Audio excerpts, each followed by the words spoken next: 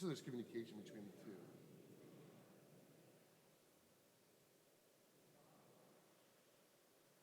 What's that? What's that? You want? Oh, you need Post-its? I've got plenty. Uh, the Oh, you don't have to tell me. For years, we relied on Patrice when we had a new judge subbing in because we don't know either.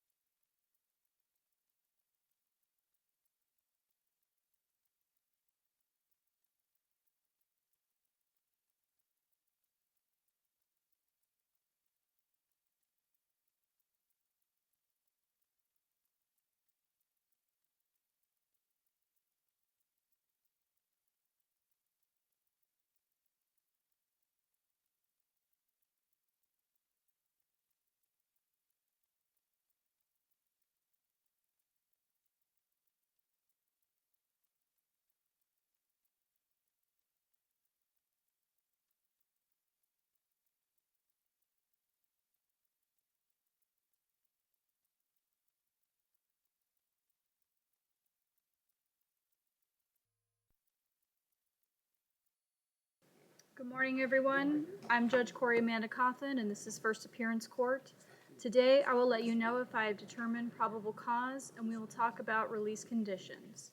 As a reminder to everyone, today is not your trial date, and I do encourage you to speak to your attorneys before speaking on the record this morning, because everything that we say here is being recorded and can be used against you at a later date. If you are represented by the Public Defender's Office, know that attorneys from the Public Defender's Office are present here in the courtroom with me and are available to you by phone. For those of you represented by private counsel, know that your attorneys also come here to the courtroom with me and are able to address your cases from here. If your attorney is not in the courtroom when I call your name, you can let me know that, and we will see how we can help facilitate that process for you. However, I ask you not to tell me that you have private counsel unless you or your family have already retained counsel for this specific arrest. You also need to know that this morning I have in the courtroom with me attorneys from the State Attorney's Office, as well as representatives from Confinement Status, Pretrial Supervision, and the Clerk of Courts. All of these persons are here to help facilitate this morning's session and to provide any additional information that may be needed. Some of you may be able to resolve your cases here at First Appearances if you are here on misdemeanors or municipal ordinance matters, but understand that is dependent on what is going on with you personally and with your case. For those of you present this morning on felony matters or violations of probation where the judge has already set a no bond hold, please know that those cannot be changed or resolved here at First Appearances. As we're getting started this morning, I have one case that the State Attorney's Office has requested to be called out of turn. If we have him present at the jail, I'll call him out, and that will be Mr. Dennis Reed. What page is he on? 17. Good morning, Stephanie Newman for the state, Your Honor. Good morning, Ms. Newman. Okay. So Mr. Reed's on page 17. Is he supposed to be at Maine, or is he at one of the other jails? I believe he was at Maine. Okay.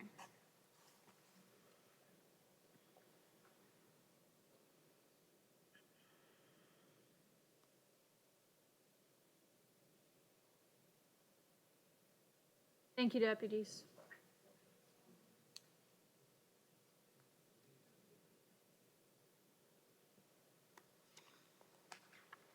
All right, good morning, Mr. Reed.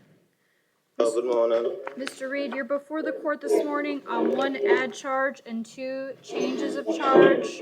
And Ms. Newman, I want to make sure that I have these correct so that Mr. Reed knows. On count 3, that was originally charged as premeditated murder. It has been changed to attempted felony murder. And count Your 4 Honor, is the same? The defendant was originally arrested for 2 counts of attempted felony murder. Yes. And 2 counts of aggravated child abuse. Okay. The state infoed the aggravated child abuse. Yes. We changed the attempted murder charges from attempted felony murder to attempted first-degree premeditated murder. Okay. For those 2 counts, and the state added a charge of aggravated assault with a deadly weapon on an additional victim.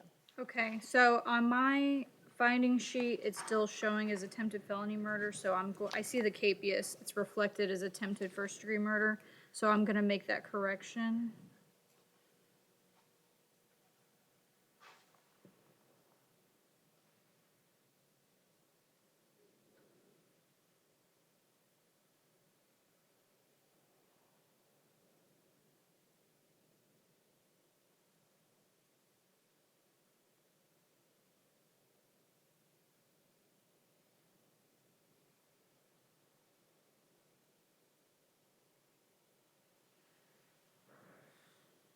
Find probable cause, and Ms. Newman, I'll hear from you first, and then I'll go to the defense.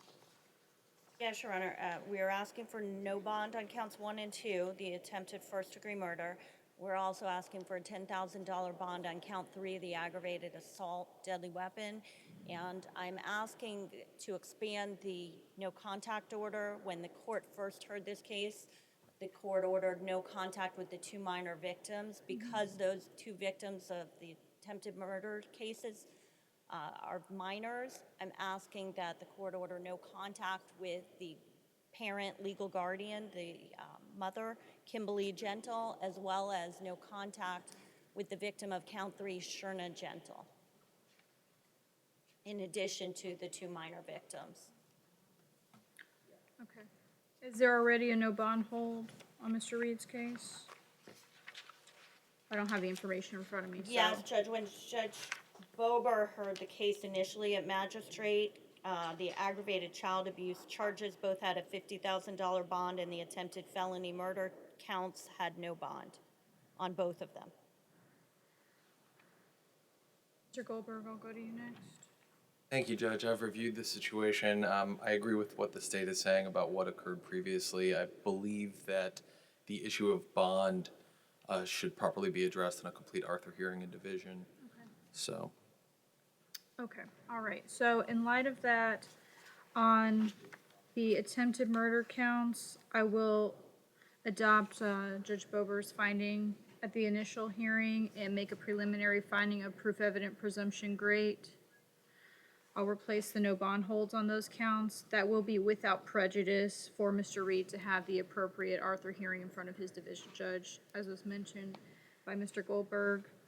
On count 3, the aggravated assault count, I'll place the bond at $10,000.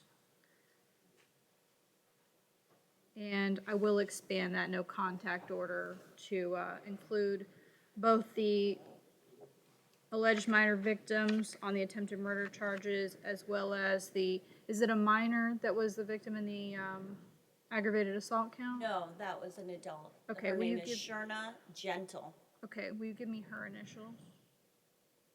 SG. All right, She is an adult, though. okay, and the mother? The mother is Kimberly Gentle.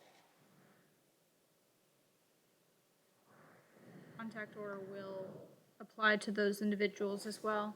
Mr. Reed, I'm sure that Judge Bober explained the no contact order to you at the last hearing, but because we're expanding that order to include these other 2 individuals, I just want to restate that for the record. The no contact order means no being in the same place at the same time as these individuals. That also means no phone calls or text messages to them, and no third-party contact or social media contact with them. Do you understand that, sir? Yes. Okay, all right. Thank you very much, Mr. Reed. Good luck to you. Thank you. Come on, we out.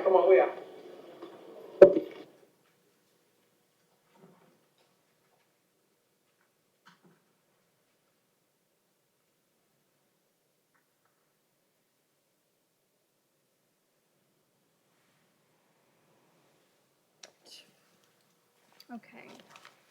And then if we have no one else that needs to be called out of turn, I'm gonna go ahead to our regular list here. The first on my list is Miss Jessica Almonte, and she does have private counsel, so I'll get him on the line right now. Okay. All right.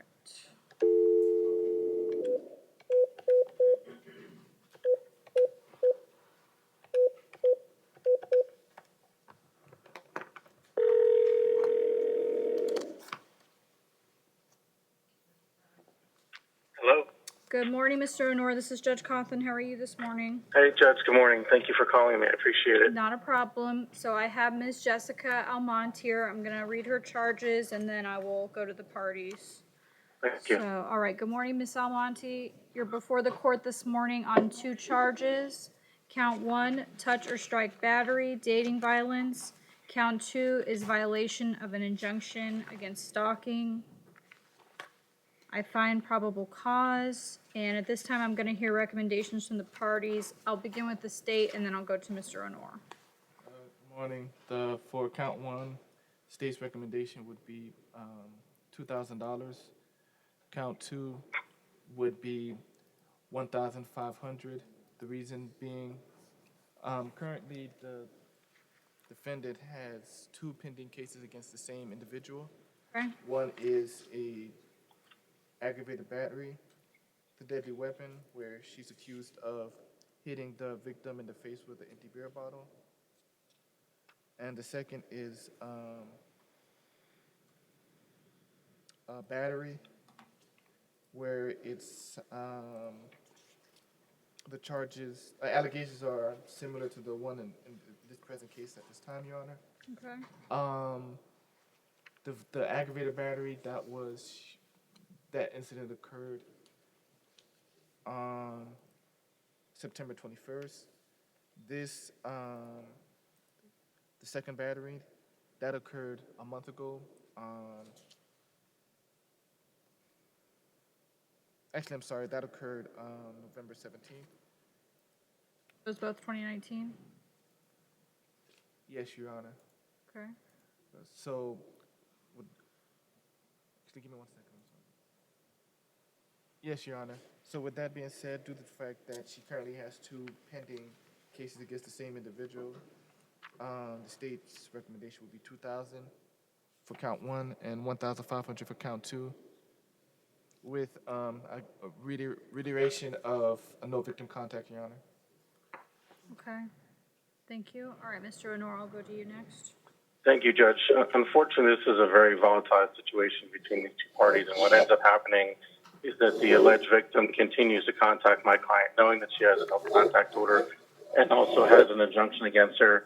The case from the aggravated battery case was a case that was filed 3 months after the incident because the victim, if you read the PC in there, did not want to prosecute. You'll see in this PC that the address of the alleged incident is the victim's address. It's 2:30 or 2:40 in the morning. This man continues to contact my client, mess with her mind, telling her how no one else can love her the way he does, and begs her to come over. And unfortunately, she's not strong enough to avoid him. And this is what ends up happening. And then he refuses to cooperate, refuses to give his statement, and refuses to prosecute on scene. And unfortunately, this is a cycle that keeps happening. So I'm going to ask the court to either ROR her or set bonds at $500 each. Unfortunately, this is a man that continues to play the system. I was present and was representing Ms. Almonte when the misdemeanor prosecutor tried to revoke her bond. I think it was about 2 months ago or so, right in the beginning of the year. And the victim showed up to the hearing. And when I notified the prosecutor that the victim had, just as of 2 weeks prior to that hearing, had sexual relations with my client, the victim then was confronted by the prosecutor. The victim left the courtroom and the hearing was canceled by the state itself. You can look up the misdemeanor case and there's an order in there that the state prepared, voluntarily withdrawing the state's motion to revoke her bond. So given all that, Judge, I'm going to ask you to ROR her on both counts. I don't have a problem with the no contact order, but the state needs to make sure the victim understands that although she's the one that's getting the order, he cannot, bait her and request her to come over. And, this is 2:30 in the morning. So I think there's a lot more going on here, unfortunately, that the victim is, does this and then he backs out. Okay, well, Your Honor, okay. it's fine, state, I don't need a response. Unfortunately, I hear stories like this all the time, and Ms. Almonte, you can discuss this with your counsel in further detail after the hearing, but I need to make this very clear to you, okay? I understand what Mr. Honor has said. I'm not questioning the veracity of that, but what I'm going to say to you is that whatever this person may or may not be saying to you, these no contact orders apply to you. And so when you are found in violation of them, you're the one that ends up coming here. So you're the only one that's getting hurt in this situation. And as it stands right now, even with what Mr. Honor has said to me, you do have those 2 pending cases against you, and now this is number 3. So that's going to be a problem if this continues to happen. You understand that? Yes, ma'am. All right.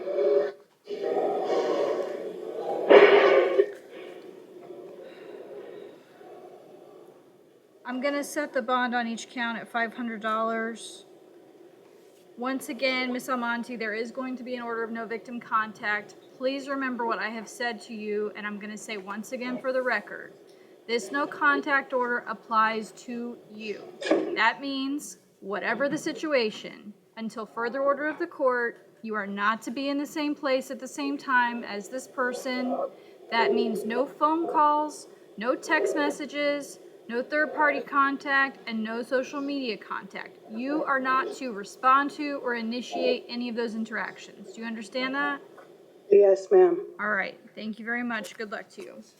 Thank you. Thank you, Your Honor. All I right. appreciate Thank you, it. Mr. Honor. Take care. Bye-bye. Yeah, but I think we're gonna go, do you have any female misdemeanors? Oh, okay, I didn't know. All right. Next is going to be Chantrail Baker. Good morning, Ms. Baker. Morning. Ms. Baker, you're before the court this morning on one charge of battery causing bodily harm, domestic violence. I find probable cause, and I'll hear the parties' recommendations beginning with the state.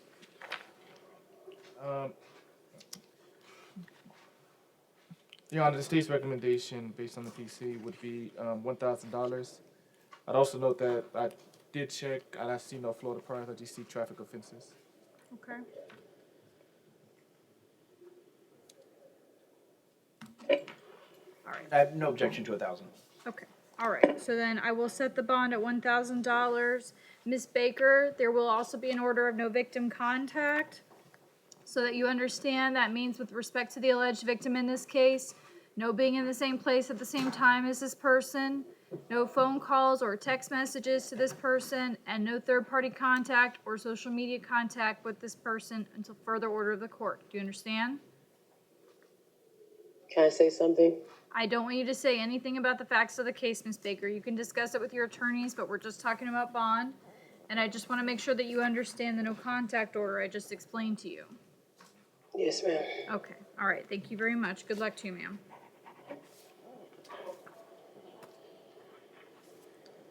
All right, next will be Elizabeth Dickinson. No problem. Thank you. Good morning, Ms. Dickinson. Good morning, Your Honor.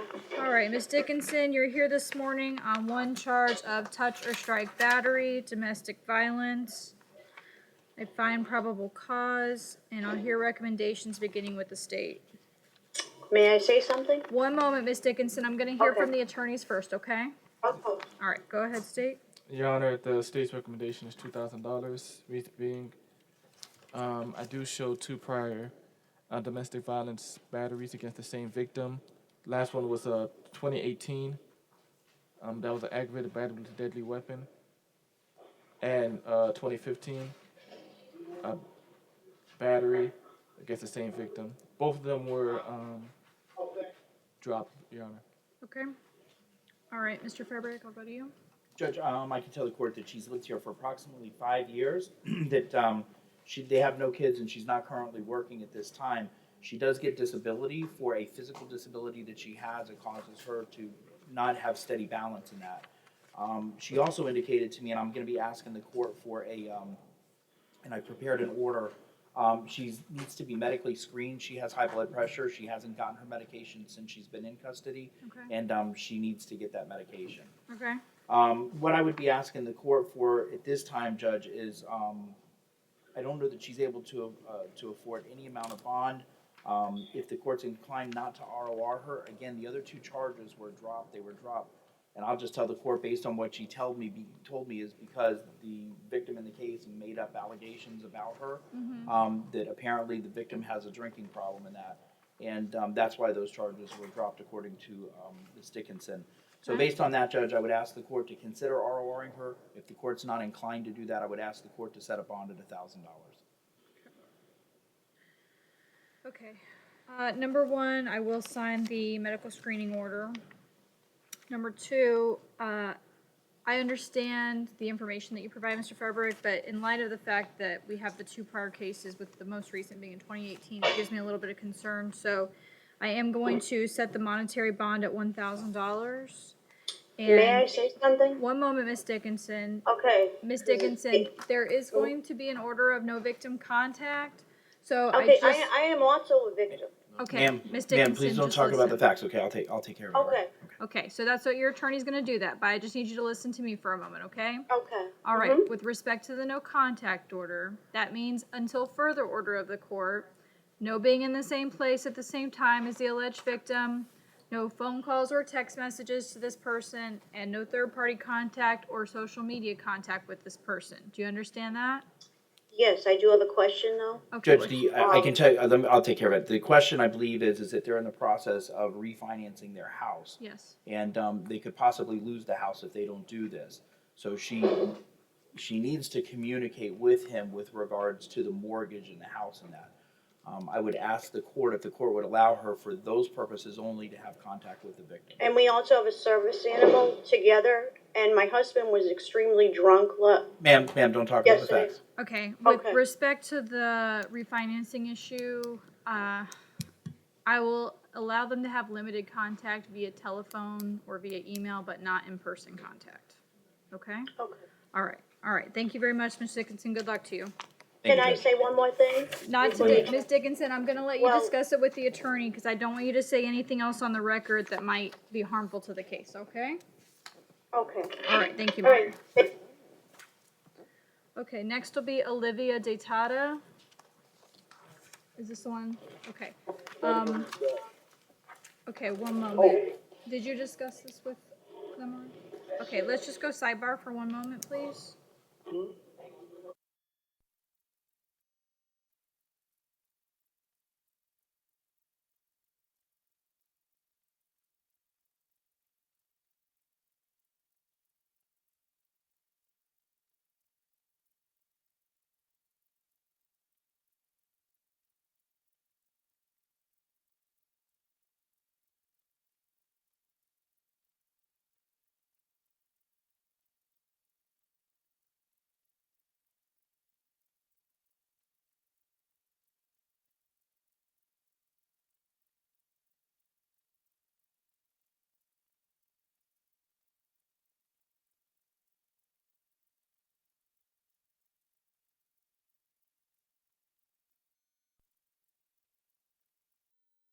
Okay, so in Ms. Detada's case, the Public Defender's Office has advised that they are willing to waive her appearance for today's purposes.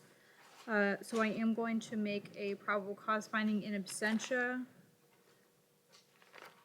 Let me just hear the state's recommendation, and then I'll go to the Public Defender.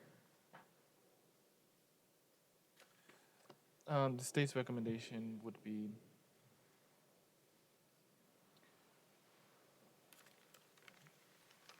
taking a look. She does have no priors, Your Honor. I just see that traffic violations. So state's recommendation would be $1,000, Your Honor, with no victim contact.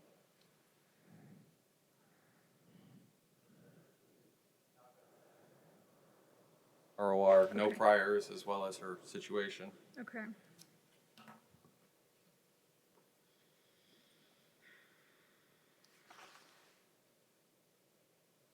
All right, based on my review of the probable cause affidavit, as well as the indication that she has no priors and the other information that's been provided, I will grant the ROR in Ms. Detada's case. There is going to be an order of no victim contact.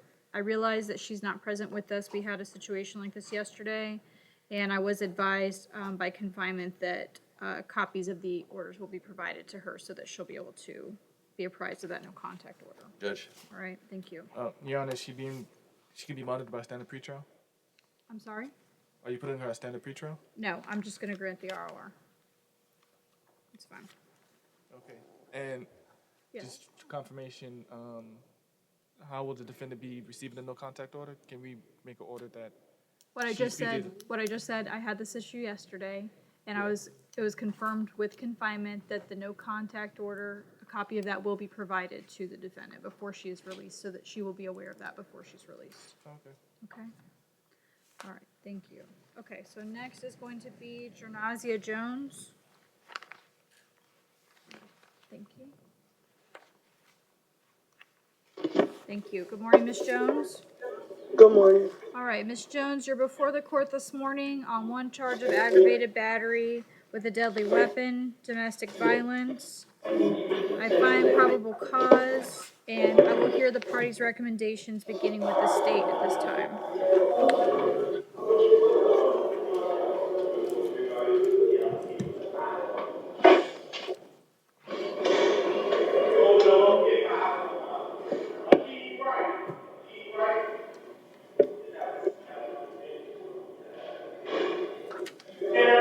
Your Honor, Ms. Jones had a battery in 2018.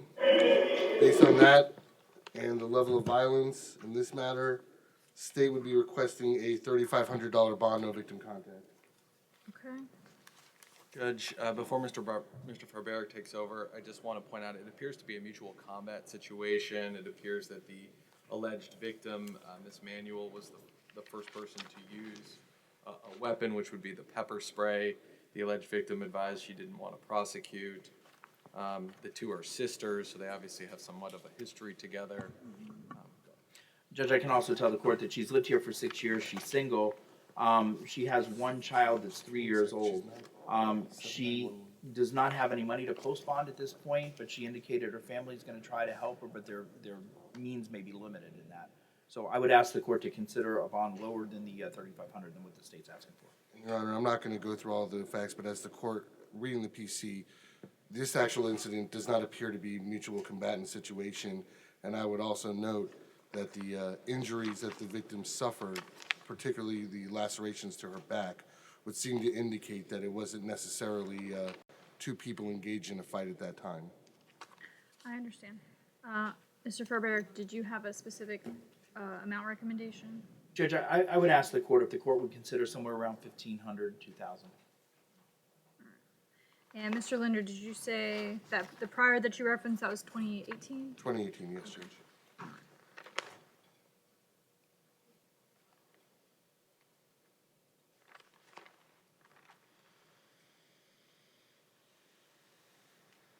All right, the bond will be set at $2,000. There will be an order of no victim contact. Ms. Jones, it's very important for you to understand that with respect to the no contact order, that means until further order of the court, no being in the same place at the same time as the alleged victim, no phone calls or text messages to this person, and no third-party contact or social media contact. Do you understand? Yes, ma'am. All right, thank you. Good luck, ma'am. Thank you. All right. Is Grace Johnson still a medical loan? Okay. Next will be Gail White. No problem. Thank you. Good morning, Ms. White. Good morning. Ms. White, you're before the court this morning on 3 charges. Counts 1 and 2 are each a separate count of aggravated assault with a deadly weapon without intent to kill. Count 3 is a felony probation violation which has a no bond hold. I find probable cause, and I realize that Ms. White has a no bond hold that she'll have to address with her division judge, but I will hear the parties' recommendations on counts 1 and 2 at this time. Okay.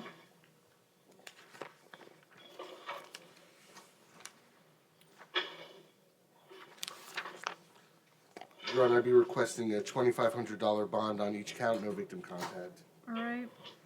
Judge, I would just Yeah. ask, because she's Your not Honor, on there no bond. was no Ma'am, weapon. please don't talk about anything. Ms. White, just Judge, one moment. I would ask for $1,000 on each count. She's already got a no bond hold, so she's not gonna go anywhere until she sees her division judge.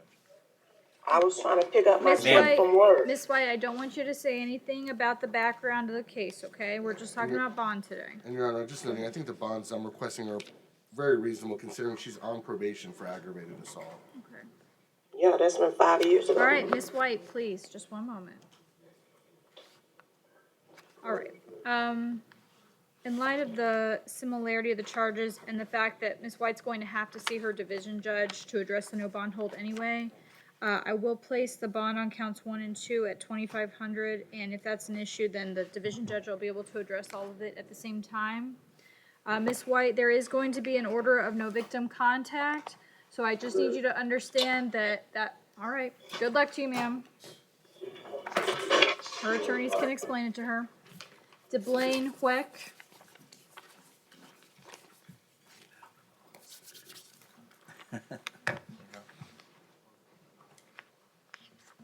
Which facility is Mr. Weck at? Checking that right now. Right? No, Judge, Weck. Mr. Weck is up in Conti, and he's represented by Mike Weinstein. I placed a call very early this morning, but I wasn't able to get a hold of him. He Okay. also, it's my understanding he needs a Spanish interpreter as well. Oh, he does. I do have the number for the interpreter. Okay, what I'll do is this. I'm going to place his case on a recall, and then we'll see if we can get a hold of Mr. Weinstein, and that shouldn't be a problem since we have to wait on the Spanish interpreter anyway. All right. We'll put him on a recall for now. Okay, Akeem Wright. Thank you.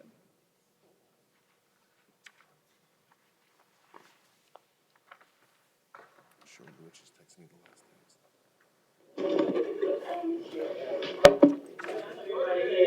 Okay, good morning, Mr. Wright. Good morning.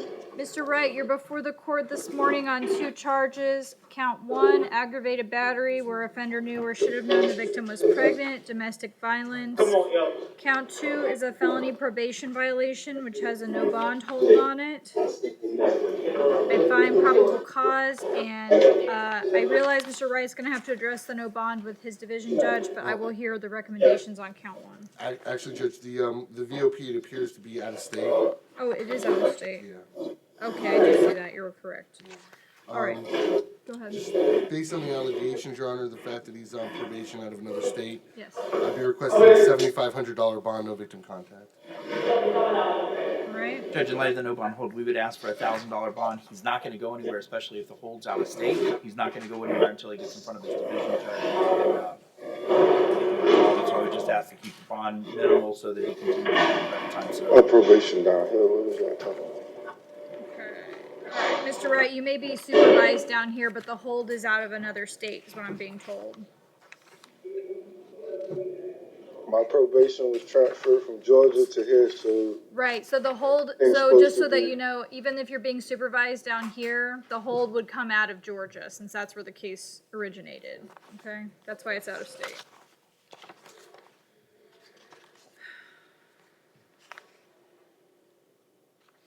what's going on? Okay, hang on one second, Mr. Wright. Okay.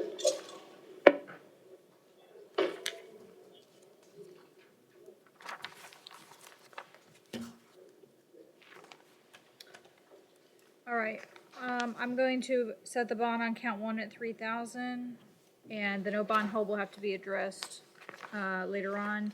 Mr. Wright, there is going to be an order of no victim contact with respect to the alleged victim in this case. That means no being in the same place at the same time until further order of the court. That also means no phone calls or text messages to that person, and no third-party contact or social media contact with that person. Do you understand? All right. All right, thank you, sir. Good luck. Thank you. Next will be Terrence Epps. Good morning, Mr. Epps. Good morning. All right, Mr. Epps, you're before the court this morning on 2 charges. Count 1, touch or strike battery, dating violence. Count 2 is carjacking without a firearm or weapon. I find probable cause, and I will hear the parties' recommendations beginning with the state at this time. Your Honor, on count 1, I'm requesting a $2,500 bond. On count 2, the first-degree felony, $25,000 bond. This is based on the strength of the evidence, the level of violence. He and his co-arrestee violently attacking a woman, essentially laying in wait, stealing her vehicle after attacking her. Additionally, he has violence in his past as a juvenile. 2015, he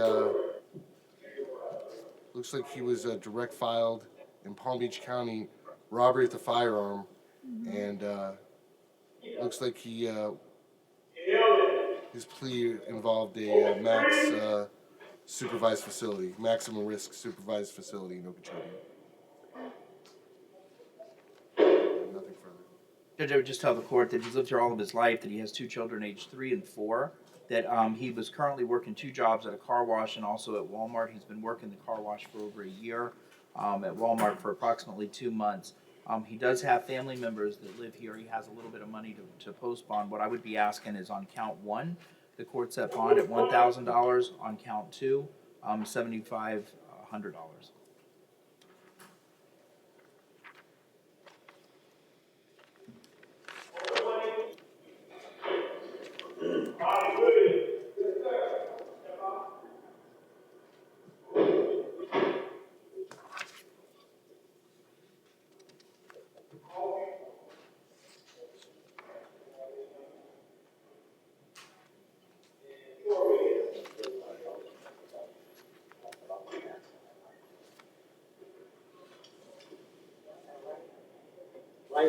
All right, the bond on count 1 is going to be set at $2,000.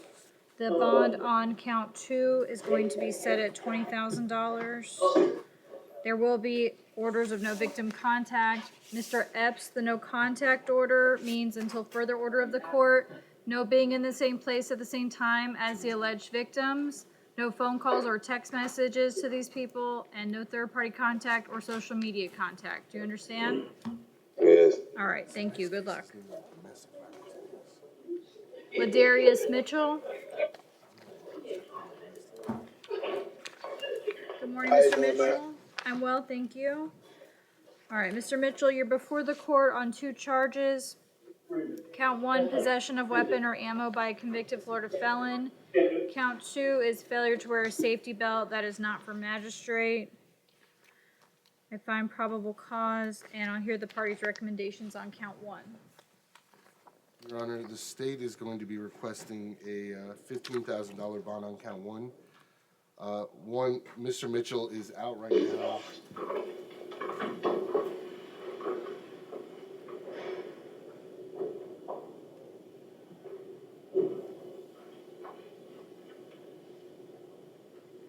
He has a case pending in career criminal court before Judge Murphy for possession of conveyance. Burglary conveyance. What, sir? Burglary of a conveyance, sir. Okay. He's also, in 2013, was convicted of robbery with a firearm or deadly weapon, possession of firearm ammunition by an adjudicated delinquent.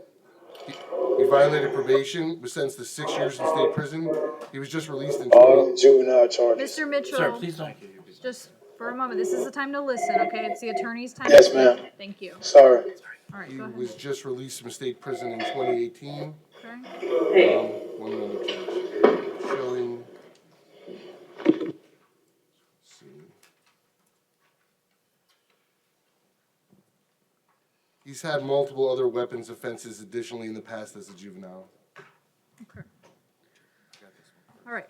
Judge, if I could be heard as to probable cause. Okay. Mr. Mitchell, is not found in actual possession of the firearm. The passenger advised that she is the person that was given the firearm. She does advise that Mitchell knew about the firearm inside of the vehicle. Further, the firearm was recovered on the passenger side, which is the same side that Miss Bush, who is the person who did have the firearm, was seated in.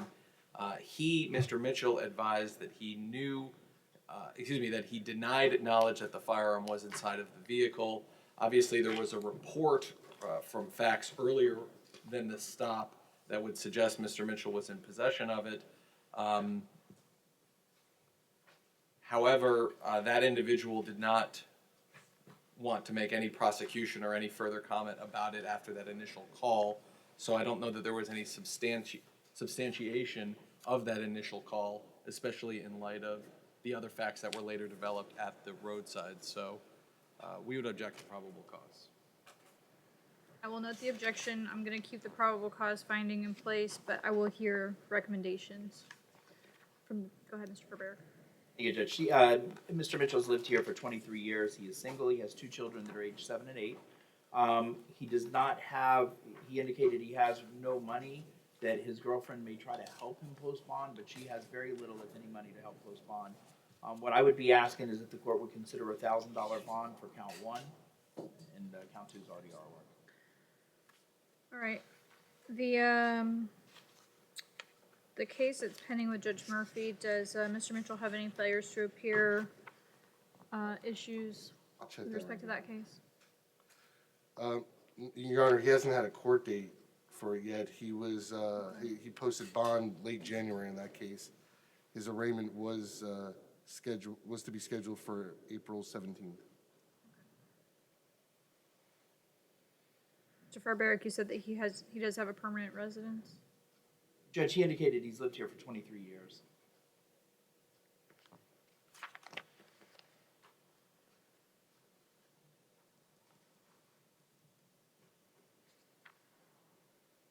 Judge, just from what I can see, the matter was transferred to Judge Murphy based on the co-defendant, not, I believe, based on Mr. Mitchell himself. Case number 20-957 is the co-defendant.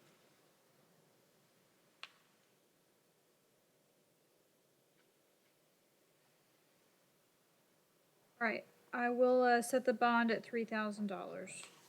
Okay, Mr. Mitchell, good luck to you, sir. Next will be Derek Pinder. Good morning, Mr. Pinder. All right, Mr. Pinder, you're before the court this morning on 2 charges. Count 1, domestic battery by strangulation. Count 2, touch or strike battery, domestic violence. I find probable cause, and I will hear from the parties at this time. We'll start with the state.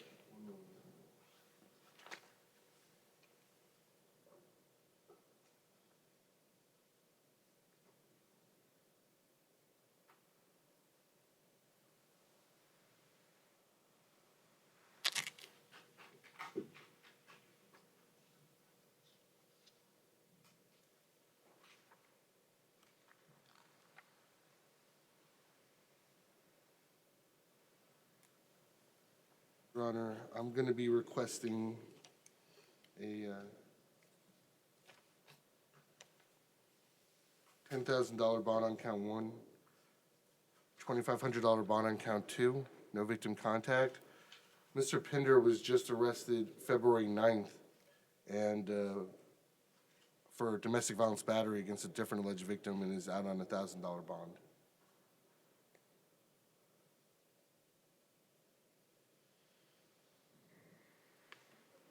Judge, I can tell the court that he's lived here all of his life, but he has no kids. He has really no money at all. There's no way he's going to be able to post any amount of bond. I would just ask the court. I understand that he's out on another charge, but in light of the fact that he has no money, he has no help to help him post bond, I would ask the court to consider releasing him ROR, ROR to pretrial release, perhaps standard. And if the court's not inclined to do that, I would just ask the court to keep the bond as low as possible. Judge, just based on the violence he's been arrested for, say the past 6 weeks, I believe he's clearly a danger, if not to the community, to any relatives or anyone he is in a domestic relationship with. And I think the concern has to increase concerning the atmosphere we find ourselves in now. All right, I am concerned with the allegations that are included in the probable cause affidavit. It does appear there was a witness that intervened, and if not for that, who knows where things may have led. It gives me additional concern in light of the recent arrests that were also on, charges and allegations that involve violence. So I understand, Mr. Farber, what you've said, but because of my concern, I'm not willing to grant the ROR or place him on pretrial supervision.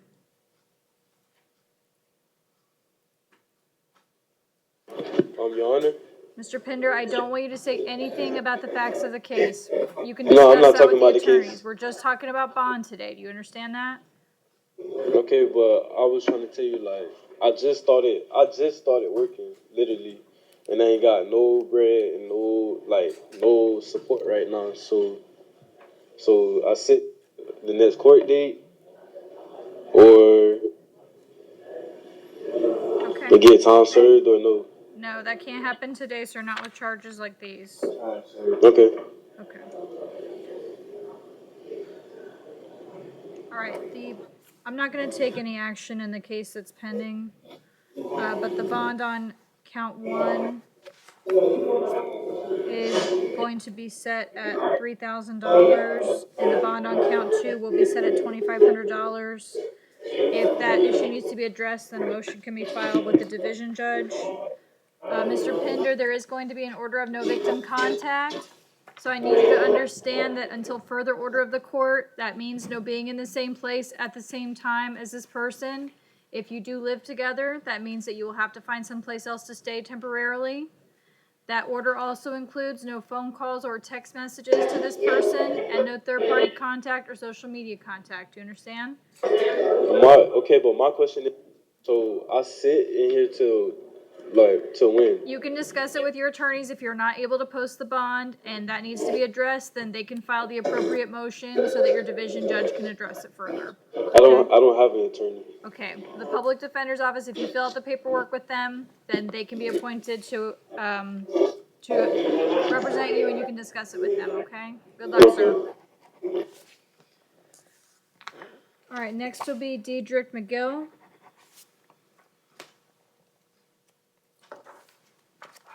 Good morning, Mr. McGill. Good morning.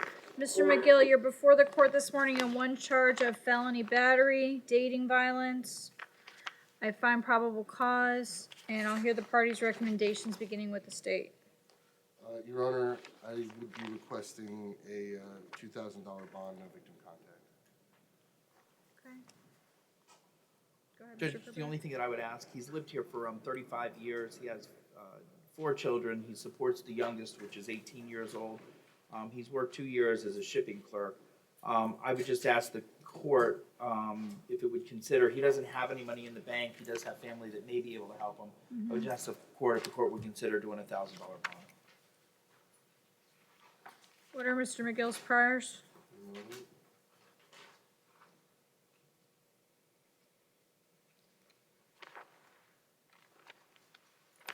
Dated, Your Honor, possession of cocaine with intent, delivery of cocaine, possession of cocaine, grand theft, but from what I can tell,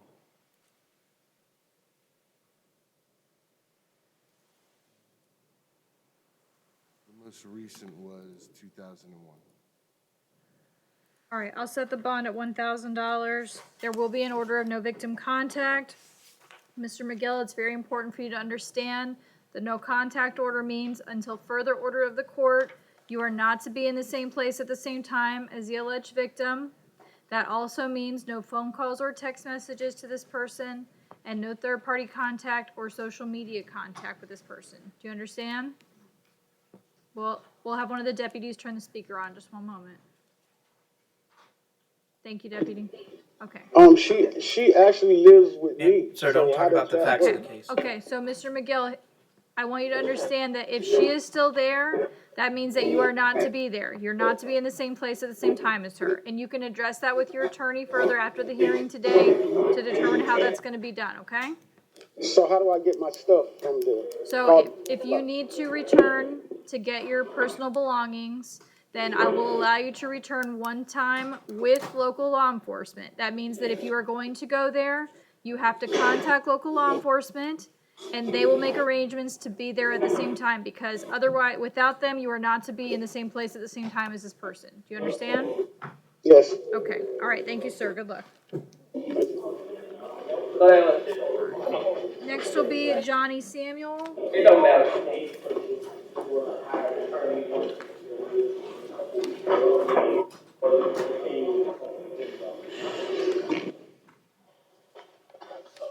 Which facility is Good morning, Mr. ma'am. Which facility? Thank you. All right, good morning, Mr. Samuel. Good morning, ma'am. All right, Mr. Samuel, you're here on a change of charge this morning. This is on count 2. I want to make sure this is correct, so I'll confirm with the state. It was originally listed as touch or strike battery dating violence. It has been changed to touch or strike battery. Is that correct? Yes. All right, I find probable cause. What was the bond originally set at? Judge Bober set the bond originally $10,000. He's got a no bond hold. He's got a $15,000 bond on a robbery, a $100,000 bond on another robbery. Okay. All right, does the defense have any objections to me replacing the bond as it was set then? Okay. All right, so Mr. Samuel, since this is what appears to be a technical change of charge, I'm going to just go ahead and reset the bond as it was, okay? So I'm not gonna increase it or decrease it. It'll just be the same as it was, all right? Yes, ma'am. Good luck, sir. All right. James Franklin. 10,000. Mr. Franklin's online? Okay. We'll reset him. Wilkins and Alien.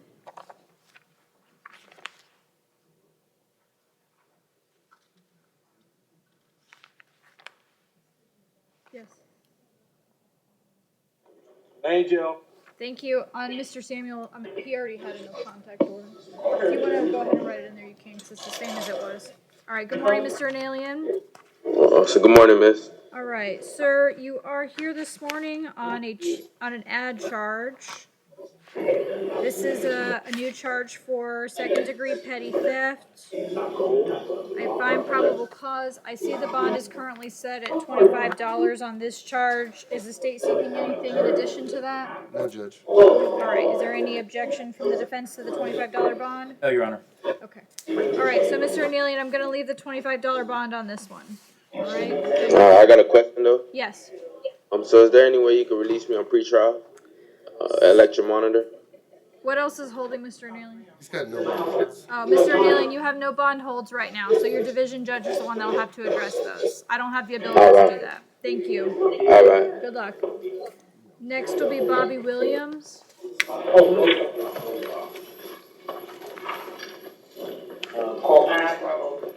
right, good morning, Mr. Williams. Morning. Mr. Williams, you're before the court this morning on an ad charge. This is a charge for battery on detention staff. I find probable cause. I see the standard bond is set at $1,000. Is the state seeking anything in addition to that? No, Judge. All right. Defense? Judge, we just ask that you leave the bond the same in light of the no bond holds. Okay. All right. So then I will leave the $1,000 bond in place since Mr. Williams has no bond holds. Good luck, sir. All right. Next will be Garrett Coffey. Judge, it's my understanding, he indicated he has retained Michael Weinstein. Oh, is this another Mr. Weinstein case? All right, Mr. Coffey, we're in the process of trying to get a hold of Mr. Weinstein, so I'm gonna put you on a recall, and once I know whether he's coming or not, then I'll call you back up, okay? Thank you. Thank you. All right, somebody let me know if we're able to get in contact with him. Okay. All right, next will be Donze Bannister. He's got no bond holds. All right, Your Honor. Thank you. Okay, all right, good morning, Mr. Bannister. Good morning, Your Honor.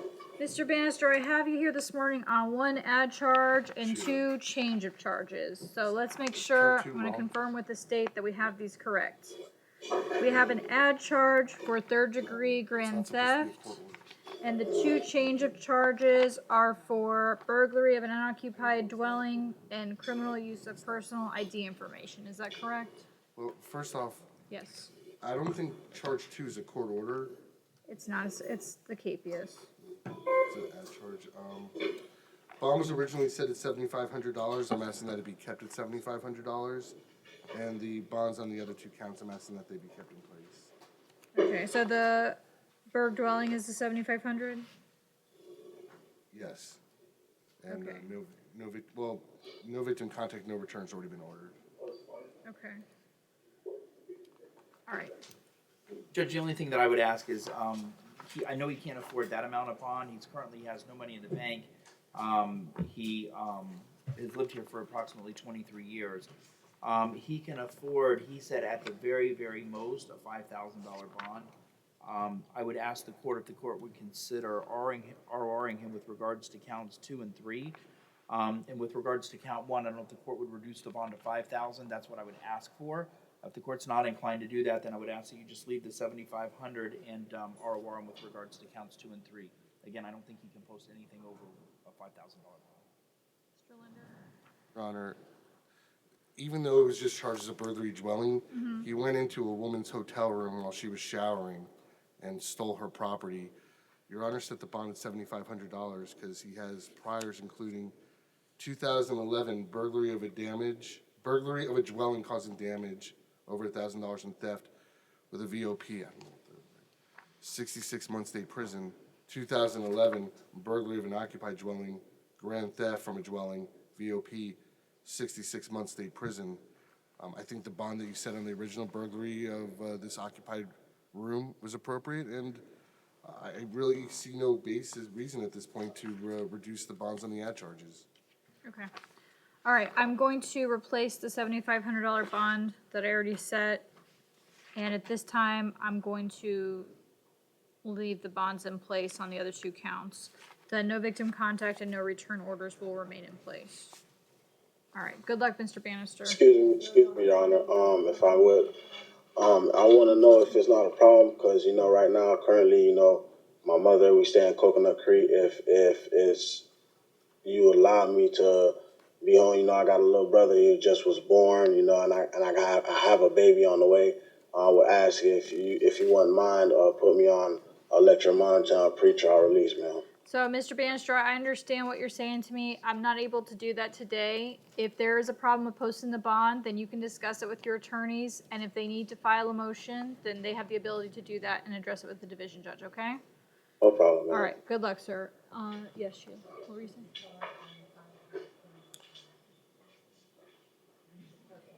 It's saying court order on here. Do you need me to correct it? Okay. All right, let me write it in.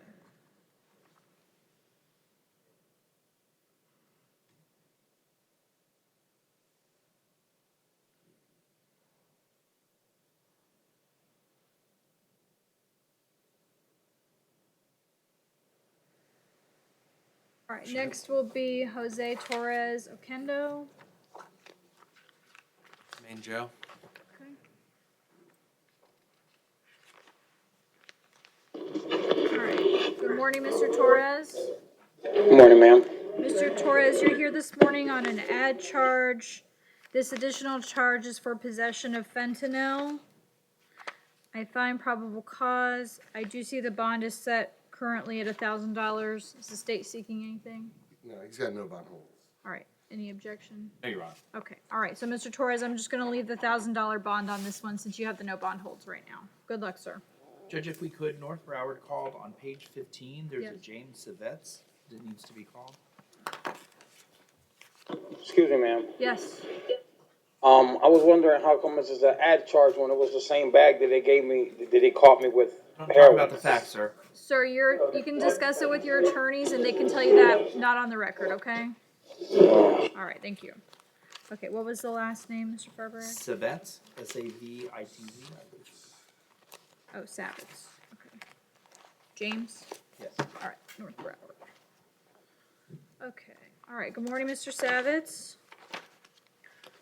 All right, Mr. Savitz, you're before the court this morning on 2 charges. Count 1, possession of alprazolam. Count 2 is non-certified burning. I find probable cause. I see the bond on count 1 is set at $1,000. Is the state seeking anything beyond the 1,000? No, Judge. All right, Mr. Farber, go ahead. I'm sorry, I didn't have a chance to speak with him, Judge, but if I could just ask him, sir, are you able to afford a $1,000 bond? No, I'm not, but I do have a prescription for it. Okay, It's called- okay. I'm just gonna ask you, have you, how long have you lived here in South Florida? Not long. Okay, and do you have family members that live here? No. Do you have any money in the bank? No, it's a hard time for me right now because of the sickness. Okay. Judge, I would just ask the court, in light of the fact that he has no money to post any kind of bond, I would ask the court to consider RORing him at this point. That's what Have you called Dr. Schiff right now? I do have an active. Okay, just one moment, don't say Mr. anything, sir. Savitz, one moment, okay? Yes, ma'am. That's fine, Judge. Okay, all right, so here's what I'm gonna do. Mr. Savitz, I want you to listen carefully, okay? I'm going to ROR you, which means that you're going to be released today, okay? It's very important that you understand that though you're gonna be released today, that doesn't necessarily mean that's the end of the case. So it's gonna be your responsibility to be in contact with your attorneys in the clerk's office so that you know if there are any future court dates you have to be present for. Do you understand that? Yes, ma'am. Okay, all right, thank you, good luck. You're welcome. All right.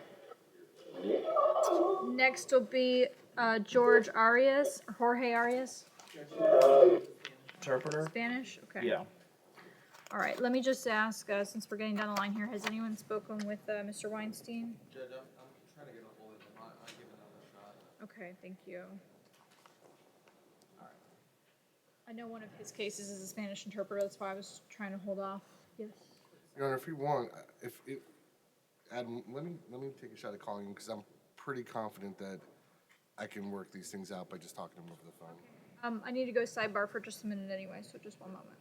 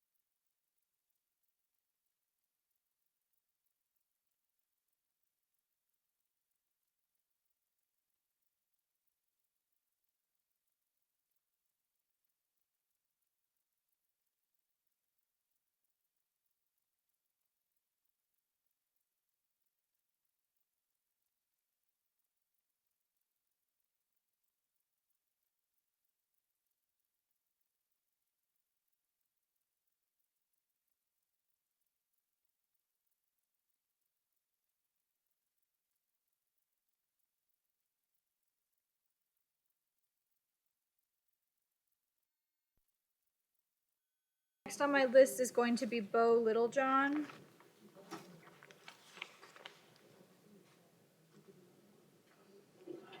Conti? Thank you. All right, good morning, Mr. Littlejohn. Good morning, Your Honor. All right, Mr. Littlejohn, you're here this morning on an ad charge.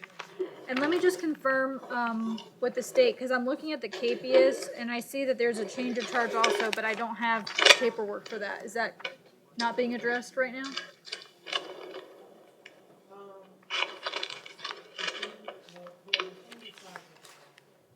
Okay, so I'm not gonna worry about that. All right, so Mr. Littlejohn, you're here on an ad charge, and this charge is for possession of burglary tools with intent to use. I find probable cause. I do see the bond is set at $1,000. All right, I'll go to the defense first. Okay, all right, so Mr. Littlejohn, I'm gonna leave the $1,000 bond on this charge, all right? Yes, Your Honor. Good luck to you, sir. Judge, if I could ask though quickly, Yes. he's indicated that he needs glasses. He can't read the paperwork that's coming into him. Okay. And so I'm just going to prepare an order that he be evaluated for them and given them as soon as possible. All right, I'll sign the order, that's fine. Great, thank you. Okay, thank you, Mr. Littlejohn. Yes, Your Honor. You have a great day. Same to you, thank you. Next will be Masley Ortiz.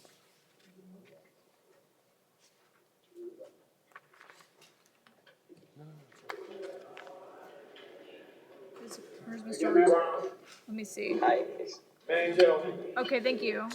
All right, good morning, Mr. Ortiz. Yes, Your Honor. Mr. Ortiz, you're here this morning on an ad charge, and this is for an immigration hold. Huh? An immigration hold. I find probable cause, and Mr. Ortiz, since this is an immigration hold, it has a no bond hold on it, which means that you'll go in front of an immigration judge in order to address that, okay? Okay, and what about, Your Honor, Yes. about the bond that was placed here in this court, in this, That one for the other is, charge? so Mr. Ortiz, I don't have that paperwork in front of me today, since we're just here for magistrates. I just brought you in today so I could advise you that the immigration hold has been placed, all right? Okay, Okay, all right. So good luck to you, sir. thank you, God Thank bless. Your Honor, we can go back to Mr. Weinstein's cases. Both of them? Okay, so I know I have a Spanish interpreter on that one, so, We've agreed to what's good. oh, you have, Yeah, is he yeah. waiving their appearance? I didn't ask him. If you want me to, I can ask him. But I can't tell you, well, I'm waiting. We agreed to everything that was going to be said.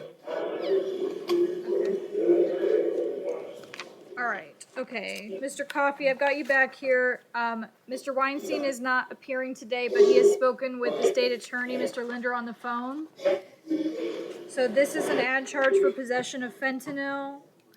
I find probable cause, and Mr. Linder, is there an agreement? Your Honor, he has no bond holds on felony VOP, so we're both fine with just keeping the $1,000 bond in place. Okay, all right. So Mr. Coffey, since your attorney has agreed to that as well, and you have the no bond holds, I'm gonna leave the $1,000 bond on this one, okay? And he just asked me to advise Mr. Coffey. Hold on, Mr. Coffey, just one moment. He just asked me to advise him while he is working from home.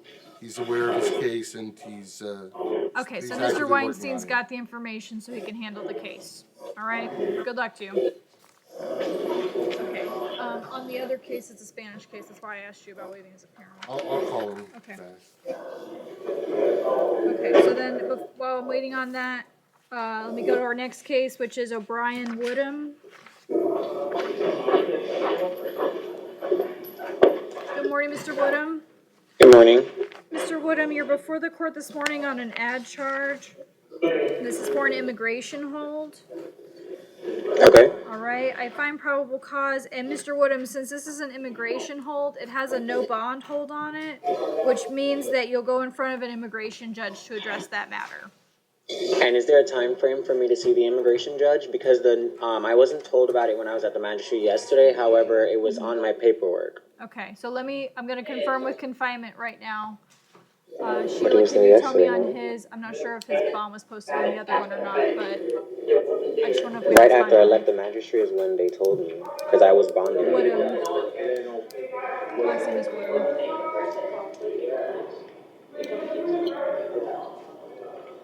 Is it still active?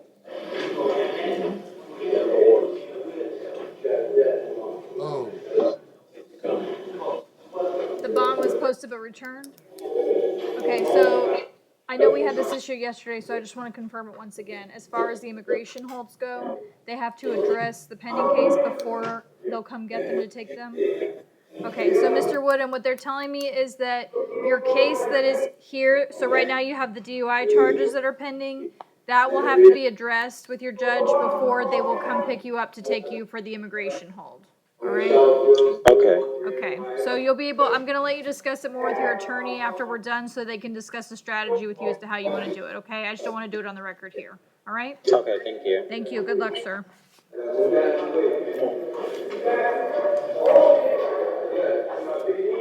Okay, next will be Michael Brown. Good morning, Mr. Brown. Good. All right, Mr. Brown, you're before the court this morning on 6 charges. Counts 1 and 2 are each separate counts for burglary of an unoccupied conveyance unarmed during a state of emergency. Count 3, second-degree petty theft. Count 4, possession of cannabis, 20 grams or less. Count 5, possession or use of drug paraphernalia. And count 6 is resisting an officer or obstructing without violence. I find probable cause, and I'll hear from the parties, beginning with the state. I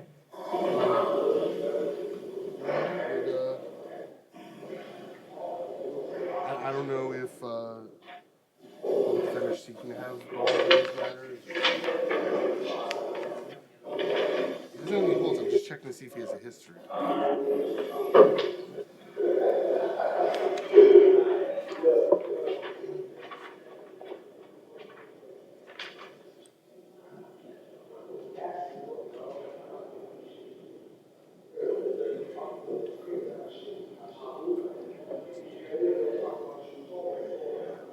Yeah, Your Honor, I'm going to be requesting $5,000 bonds on counts 1 and 2, no victim contact or return. I'm showing that Mr. Brown is on conditional release right now as a juvenile on 1, 2, 3, 4, 5, 6, 7, 8,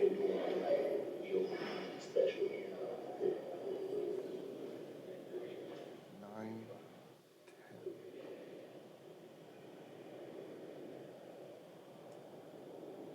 13 burglaries of conveyances. Actually, I'm going to be asking for a GPS monitor too. Armed burglary of a dwelling. It was close, sir. No, there was one that was closed. I wasn't mentioning that one. There's another one that is on conditional release for.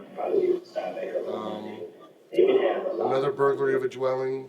Another burglary of a dwelling.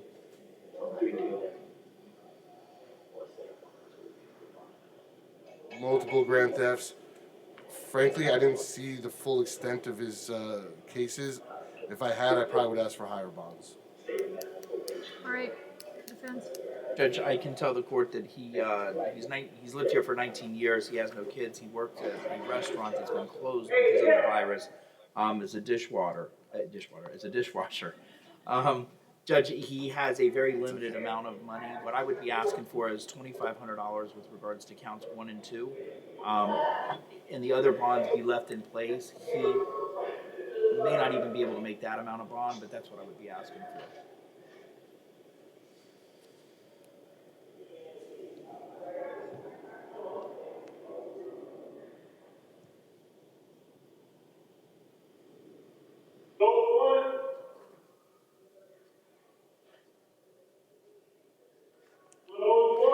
All right, I'm gonna set the bonds on counts 1 and 2 at $5,000 each. I'm not going to impose a GPS requirement for the time being. There is going to be an order of no victim contact and no return. I'll leave the other standard bonds in place. Mr. Brown, whether you know the alleged victims or not, please understand that these orders mean that you are not to return to or go to the locations that are at issue in this case. You're not to be in the same place at the same time as the alleged victims. That also includes no phone calls or text messages to these individuals and no third-party contact or social media contact with them. Do you understand? Yes, ma'am. All right, thank you. Good luck. All right, next will be Tremaine Williams. Good morning, Mr. Williams. Good morning. Mr. Williams, you're before the court this morning on 2 charges. Count 1 is grand theft of a firearm. Count 2 is a felony out of county hold. That's a no bond hold out of Palm Beach County. I find probable cause. I see that he has a no bond hold on count 2, but count 1 has a $1,000 bond right now. Is the state seeking anything beyond the standard bond? No, Judge. All right, I'll hear from the defense. Any objection? All right, so I'll leave the $1,000 bond on that one. All right, good luck, Mr. Williams. Okay, next will be. Yeah, I was just waiting to hear on that one for. I forgot about that because Mr. Weinstein actually asked if he could appear for his client's case. I don't know, can we handle an attorney and interpreter? Do you know how to do it? Because I don't know how to do it on here. All right, we'll come back to it in just a minute. We'll come back to it. All right, next will be Mr. Graham. All right, good morning, Mr. Graham. Good morning. Mr. Graham, you're before the court this morning on 3 charges. Count 1, attempted felony murder. Count 2, robbery with a firearm. Count 3 is possession of a firearm by a minor. I find probable cause for these charges, and I will hear from the parties, beginning with the state at this time. Your Honor, the state is seeking a finding of proof evident or presumption grade on counts 1 and 2, and requests that Mr. Graham be held no bond, and any findings that the court makes would be applicable to first appearance purposes only. I'm relying upon the affidavit for order to take into custody provided by Detective Benson. Your Honor may recall in late February, Detective Benson actually appeared before the court for his co-arrestee on his arrest warrant, provided additional information the court required regarding the, without going into specifics, the identity of the alleged eyewitness, how the eyewitness was familiar with Mr. Telfair, Antonio Telfair, and what information that person specifically provided. And the court made a finding based on that testimony as to proof evident presumption grade. I would ask the court to adopt the previous finding from Mr. Telfair and any testimony the court received or any evidence the court received with respect to Mr. Telfair. All right, thank you. Well, Judge, we would object to that. I mean, that evidence was not provided against Mr. Graham here this morning. So I don't have the ability to hear what was described at that time, and certainly neither does Mr. Graham. We would object to the finding of proof evident presumption grade at this time for those reasons. All right, I have reviewed the probable cause affidavit in this place. I do note the objections made by the defense. For today's hearing purposes, I am going to make a preliminary finding of proof evident presumption grade and order that Mr. Graham be held no bond on counts 1 and 2. That will be without prejudice for him to have the appropriate Arthur hearing before his division judge to further address that matter if necessary. I will leave the $100 bond in place on count 3. And in an abundance of caution, there will be an order of no victim contact. Mr. Graham, with respect to the no contact order, whether you know the alleged victim or not, please understand that means no being in the same place at the same time as this person, no phone calls or text messages to this person, and no third-party contact or social media contact with this person. Do you understand? Yes, ma'am. All right, thank you, sir. Good luck to you. Thank you. Next will be Leray Kemp. How you doing, Yana? I'm well, thank you, Mr. Kemp. All right, Mr. Kemp, you're before the court this morning on 5 charges. Count 1, possession of cocaine. Count 2, possession or use of drug paraphernalia. Counts 3, 4, and 5 are each a separate count for a felony warrant for violation of pretrial, and those have no bond holds, which are not for magistrate. I find probable cause, in light of the no bond holds, which will have to be addressed with the division judge, do the parties object to the standard bond of $1,000 on count 1? No, Judge.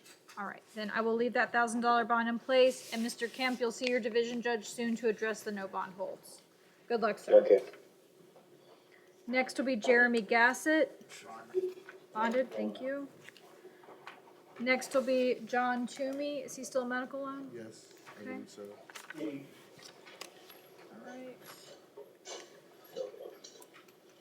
Okay. Next will be Jonathan King. Good morning, Mr. King.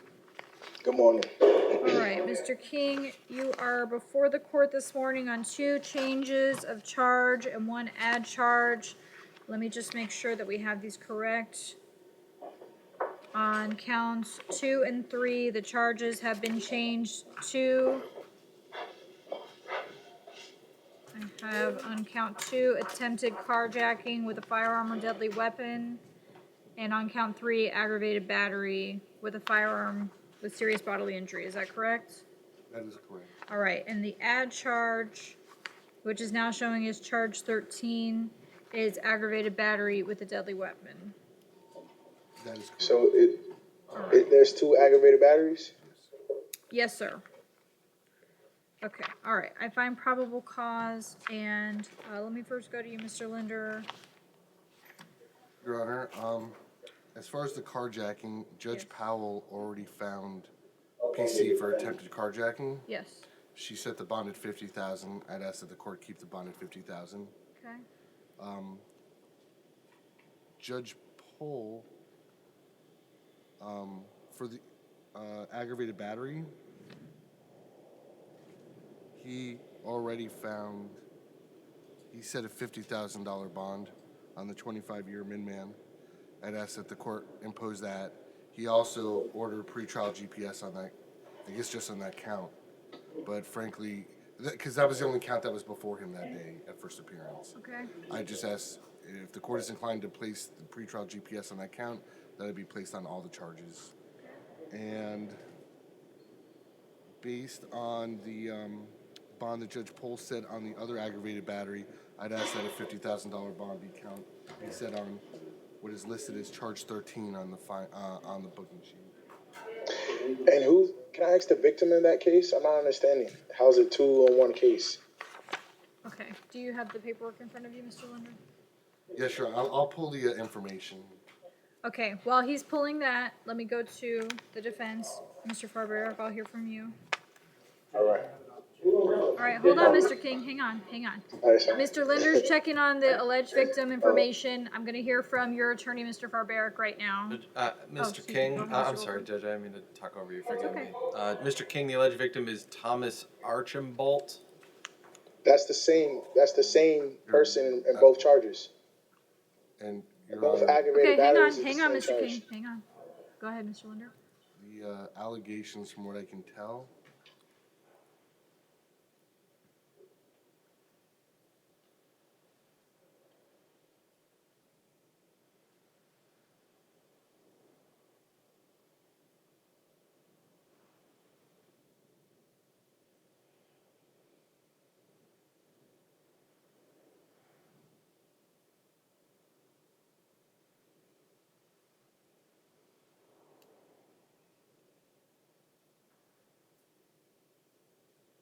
just trying to see if there are 2 separate acts that are being alleged or if it's just a lesser included.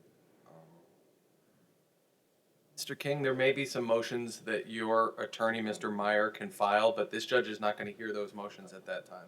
I can explain it to him, Your Honor. Go ahead. One of the counts is for shooting the victim, discharging the firearm. Yes. The other, for lack of a better term, is for he allegedly pistol whipping the victim. Okay. So, Mr. King, I don't want you to, don't say anything about it. Don't say anything. You've heard what Mr. Goldberg, who's from the Public Defender's Office, he has said to you that your attorney may file a motion to address that, but that's... I'm representing myself in this case. I'm pro se in this case. Okay. That's wouldn't I be double jeopardy? That doesn't make any sense. Okay, so it's not double jeopardy, Mr. King. It's a legal technicality, but I'm not going to address that with you on the record today because I don't want you to Yes, say ma'am. anything, all right? So, okay, And Your Honor, go ahead. I can tell you, there is a public defender appointed in this case. According to Odyssey, this case is before Judge Colra, and Adam, I don't know if you can see, I do see that there was a motion to dismiss that was, I'm sorry, let me see what. Yeah, and I don't know if the motions that he's been filing pro se have been denied because he has a public defender appointed, Okay, well, but, and they haven't been filed by the public defender. the division judge will have to address that. Absolutely. Just for clarification, what level GPS did Judge Paul? It didn't, let me see, I'll look in Odyssey in the order. All right, while he's checking that, is there anything that either of you wish to be heard on further? Okay, Nothing to say. all right. So, level 2, that's what I thought, okay. All right, so I am going to adopt the rulings made by the judges that previously addressed these charges, and the bond will be set at $50,000 for each. Okay, I'm sure there was already an order of no victim contact, but I'm just going to say that one more time for the record. And if the monetary bond is posted, then Mr. King will be placed on pretrial supervision with a level 2 GPS monitor. All right, and Mr. King, you're welcome. Good luck to you, sir. All right, next will be Wesley Perez. It's represented by a private attorney. I have that phone number. You have the phone number? Good morning, Mr. Perez. The attorney is Mike Pettit. The phone number is 786-245-7750. I called this morning. I was unable to get a hold of him. Okay. I will, I'll try to get a hold of him, and if I am not able, then we'll proceed, because I'm not gonna change anything in the case. Let me try to. Yeah, I'll wait till. All right, Mr. Perez, I'm gonna try to get your private attorney on the phone. Just give me one moment. Okay.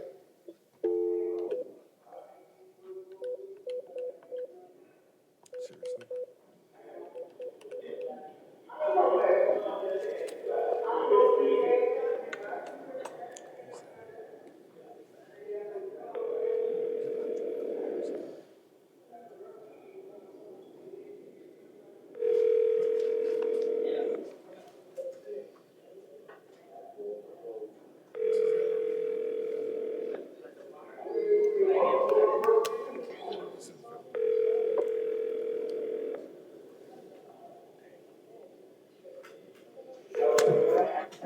You have reached the law office of Michael Garcia Petit, PA.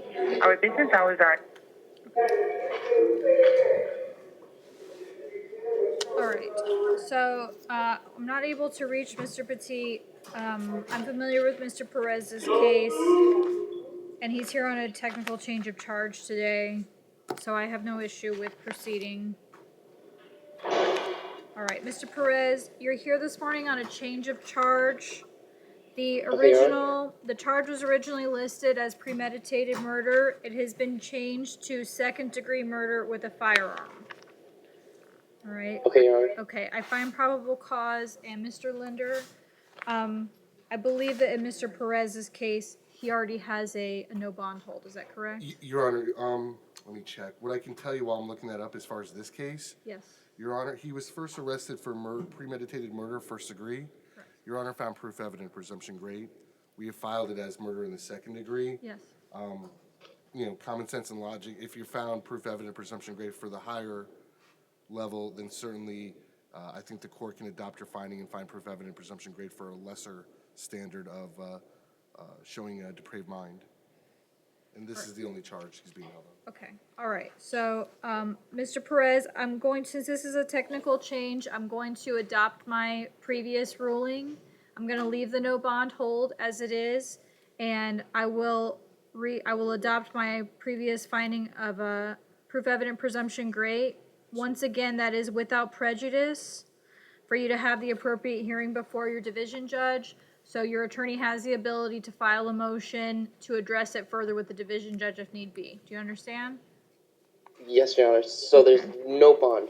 Correct. Effectively, it's the same as it was before. It's just a technical change to the charge that's listed.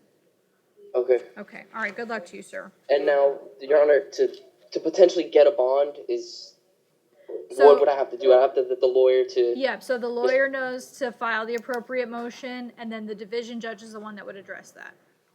Okay. Okay, good luck to you, sir. Alrighty, Your Honor. Thank you. I'd just like to correct something. They had the wrong order in there for Mr. King. It's actually a level 1 for Jonathan. Okay, that's fine, thank you. All right, next will be Timothy Fullwood. All right, good morning, Mr. Fullwood. Good morning, Judge. Okay, Mr. Fullwood, you're here this morning on a change of charge. The charge was initially listed as premeditated murder. It has been changed to second-degree murder with a firearm.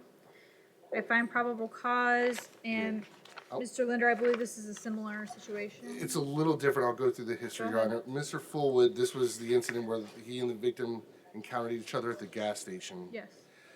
You originally, I don't believe you found proof of evident presumption great. You said a $250,000 bond. The victim then passed. He was charged with first-degree murder. I wasn't here that day. Ms. Smith from my office came in. I believe she was here with the detective as well. Yes. You received additional testimony, Your Honor, and at that point, you did find proof of evident or presumption great Yes. for first-degree murder. We have since downfiled the arrested charge to second-degree murder, so in that respect, it is like the last case. Okay. I remember the last hearing because I remember making sure that we made it clear on the record that the supplemental report that was provided to me had a lot of additional information that was not provided in the initial report. Yes. All right.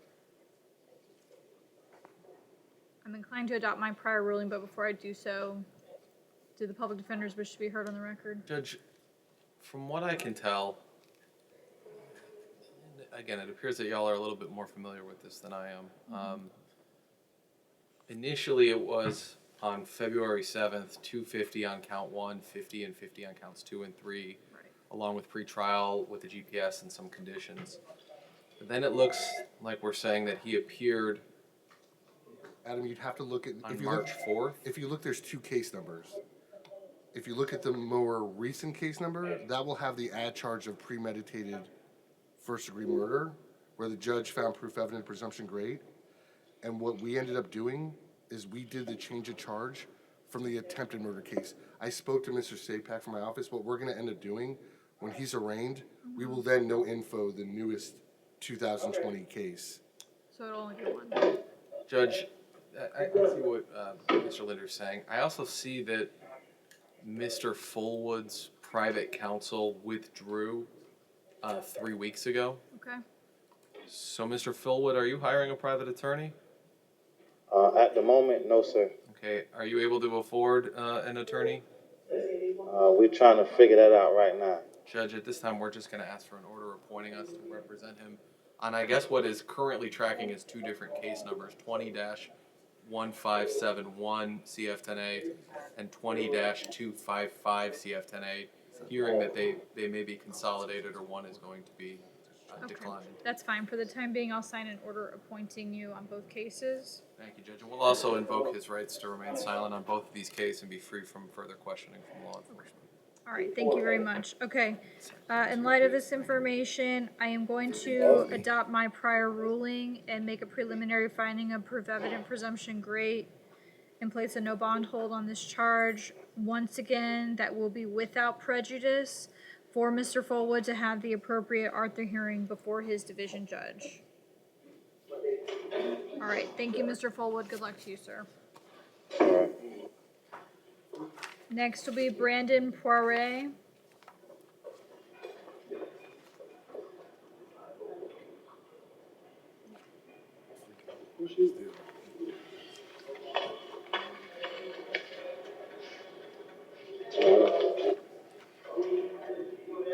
Who you looking for, young? It's Brandon Poirier. Oh, he's at Conti. Okay. Okay. Let's go to Conti. Okay, good morning, Mr. Poirier. Good morning. All right, sir, you're before the court this morning on a change of charge. The charge was initially listed as aggravated fleeing with injury or damage. It has been changed to fleeing with disregard of safety to persons or property. I find probable cause, and I will first hear from the state.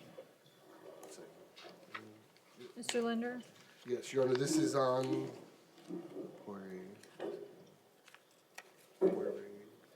I'm just checking to see what the original bond was set at. Okay. 5,000, thank you. Just ask that that bond be kept in place. All right. Okay. All right. In light of the no bond holds, I'll just reset the bond that was originally set on this charge at $5,000. All right. Good luck, Mr. Poirier. Thank you. Tamoris Thomas. Thank you.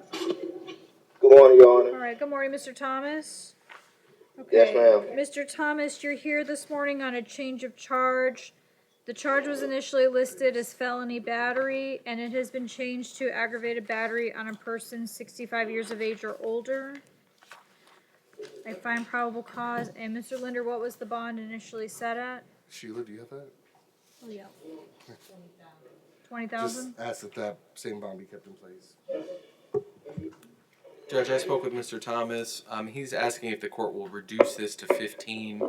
He knows that the $20,000 bond was in place, but he's unable to afford it. He thinks if it's 15, he will be able to. He's lived here in South Florida for the last 20 plus years.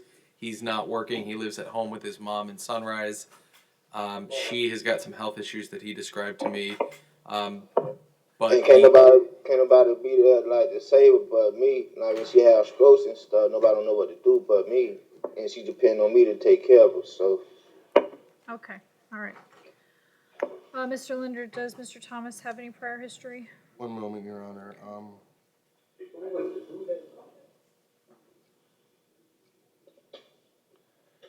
Your Honor, I can tell you while I'm looking that up. This occurred on a random incident on a bus where. On a free bus. It's okay. Mr. Thomas, don't say anything right now, okay? Just listen to the attorneys for now. Where the victim was making a request to have the air conditioning turned on. It led to a verbal dispute with Mr. Thomas and the victim.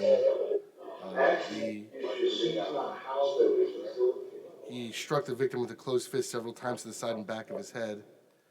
The victim had to be transported to Florida Medical Center for his injuries. He's 1.5 inch laceration in the back of his head, 2 serious lacerations to his left ear. Both injuries required treatment. The injuries to his ear were extensive enough to cause permanent disfigurement. Trying to see.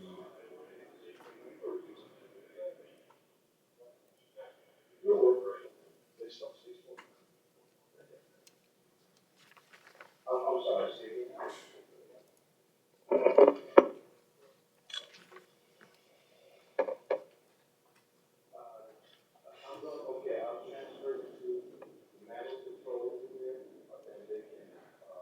2010, resisting with violence. 06, possession of cocaine with intent. That's as far as Broward. Okay.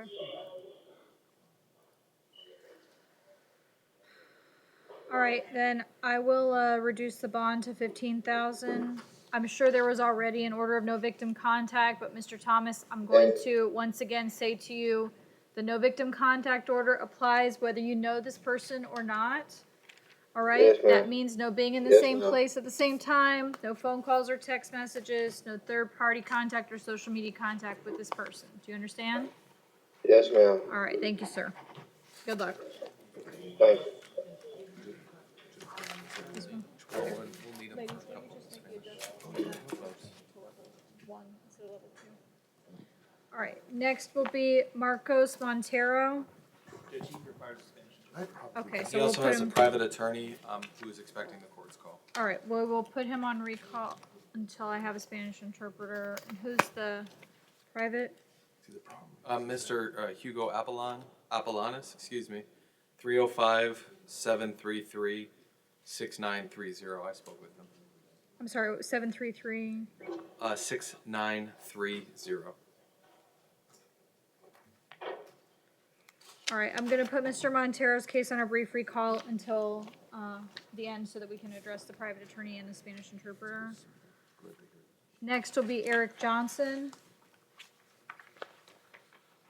Main jail, Your Honor. Thank you. All right, good morning, Mr. Johnson. Okay, Mr. Johnson, you're here this morning on 2 change of charges. These were originally listed as 2 separate counts of robbery without a firearm or weapon. They have been changed to attempted robbery without a weapon. I find probable cause. And Mr. Linder, was the original finding for attempt? One moment, Judge.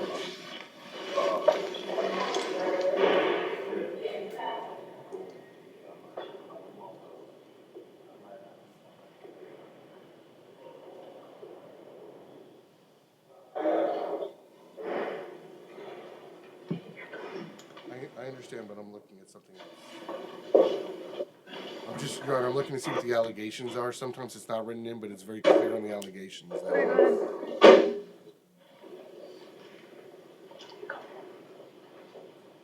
Just leave it. Let's go there. I mean, Your Honor, to me, it was just found for strong arm robbery, but it would appear that it's clear on the allegations that it was an attempt, considering he was unable to exit Robert's optical. They were able to remotely lock the door before he could exit.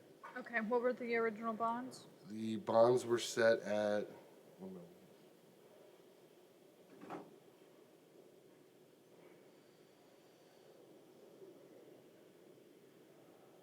And I'm sorry, there were two separate incidents. In the other one, he was stopped by, there was a chain link fence that he couldn't get around, and the property was recovered, so it would appear on the face that that was an attempt. It was $7,500 each, and I would imagine that one of the things the court took into consideration was that these two attempted robberies took place at two different locations on the same day in Oakland Park. Okay. All right, any objections to me resetting the bonds? At 75 each? Yes. No objection. Okay. All right, so Mr. Johnson, since this is a technical change to the charge, I am going to reset the bonds as they were originally set. So that'll be $7,500 on each count. Good luck to you, sir. Okay, thank you. You're welcome. Next will be Jermaine Arthur.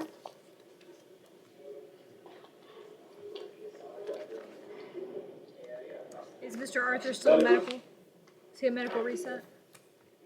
Judge, he wasn't available when I called the main. I don't know. Okay. Your Honor? Yes. If the public defender is willing to waive his appearance, Yes. I've spoken to supervising ASA about this matter. Yes.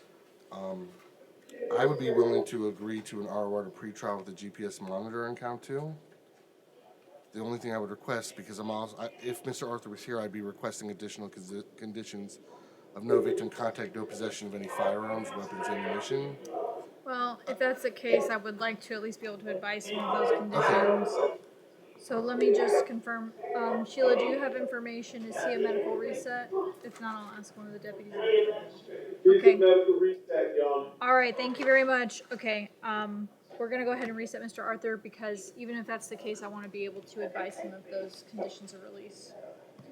Okay, next will be Tyrone Ramsey.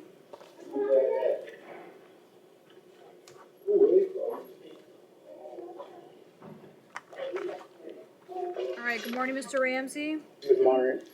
Mr. Ramsey, you're before the court this morning on 2 charges. Count 1, aggravated assault with a deadly weapon without intent to kill. Count 2 is discharge of a firearm in public. I find probable cause, and I'll hear recommendations from the parties, beginning with the state at this time. Your Honor, I'm going to be requesting a $20,000 bond on count 1. No victim contact, no possession of any firearm, weapons, ammunition. The only previous arrest I see is a domestic violence battery from 2019 that was dropped. My concern here is, and I'm really taking into consideration the allegations that make up count 2, without asking that a bond be set on it, because it's first of all misdemeanor. But my concern is not just that a firearm was used in this situation, but that it was discharged. And fortunately, no one was harmed or shot. And that's really what my concern is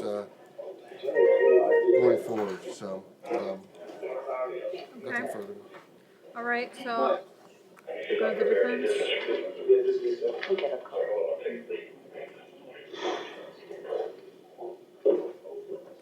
Judge, can we place this is Mr. Ramsey? Yes. Can we just place him on a brief recall so Mr. Faber can speak with him? Yes. All right, Mr. Ramsey, the public defender here in the courtroom is going to call you on the phone so he can speak to you privately, and then I'll bring you back up so we can finish the case, all right? Okay, thank you.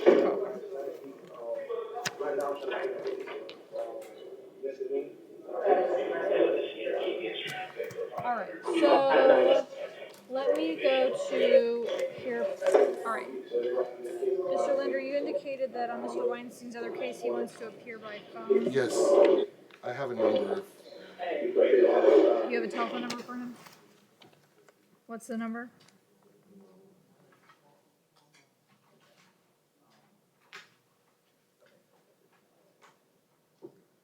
Mr. Goldberg, do you have the number for the Spanish interpreter as well? 954? 387. Yes.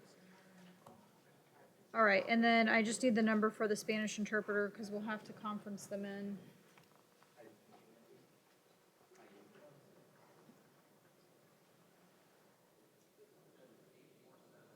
Eight, four, 7, 814 6544. The name is Zach.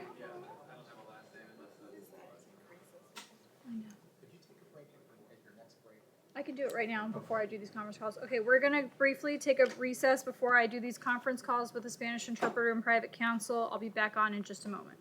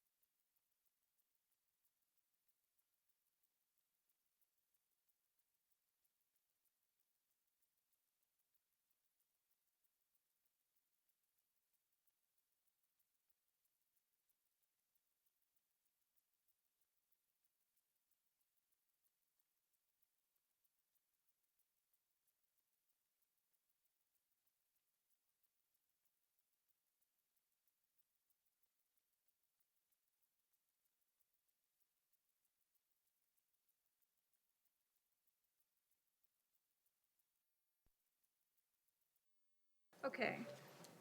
All right, we're back on. Let's recall Mr. Tyrone Ramsey. We're ready to proceed in his case. I am, Judge. Okay. Judge, I can tell the court with regards to Mr. Ramsey that he's lived here for 4 years. He has 2 children that are age 3 and 2. He worked unloading, I believe it's unloading trailers and that. He has very limited funds, but he does have some money in the bank. What I would be asking the court to do is, it looks like count 2, it says no charge, so I'm assuming that's no charge. Correct. With regards to count 1, I would ask the court to set bond at $2,500. Hopefully he can post that amount of bond. 2,500, is that what you said? 2,500. All right, and Mr. Linder, I apologize, but will you remind me, did you advise me of any priors that Mr. Ramsey has? The only thing I see as far as Broward was a domestic violence battery arrest in 2019 that was dropped. Okay. I don't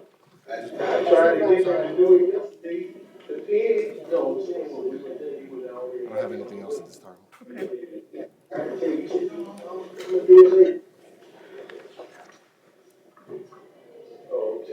So it's on the way. Yeah, you gotta have that, or you gotta have that pen, or, you know. All right, I am going to set the bond on count 1 at $7,500. There will be an order of no victim contact. Mr. Ramsey, whether you know the alleged victims or not, please understand that that means until further order of the court, no being in the same place at the same time as this person, no phone calls or text messages, and no third-party contact or social media contact with this person. Do you understand that? Yes, ma'am. All right, and Mr. Ramsey, there's also going to be an order that you possess no weapons, firearms, or ammunition until further order of the court.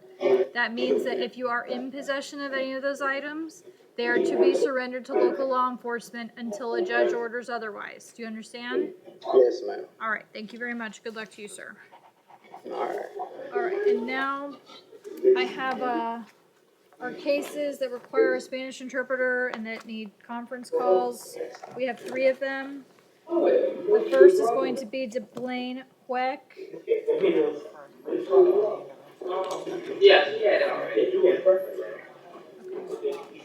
Let me call Weinstein first. I know. That's what I missed.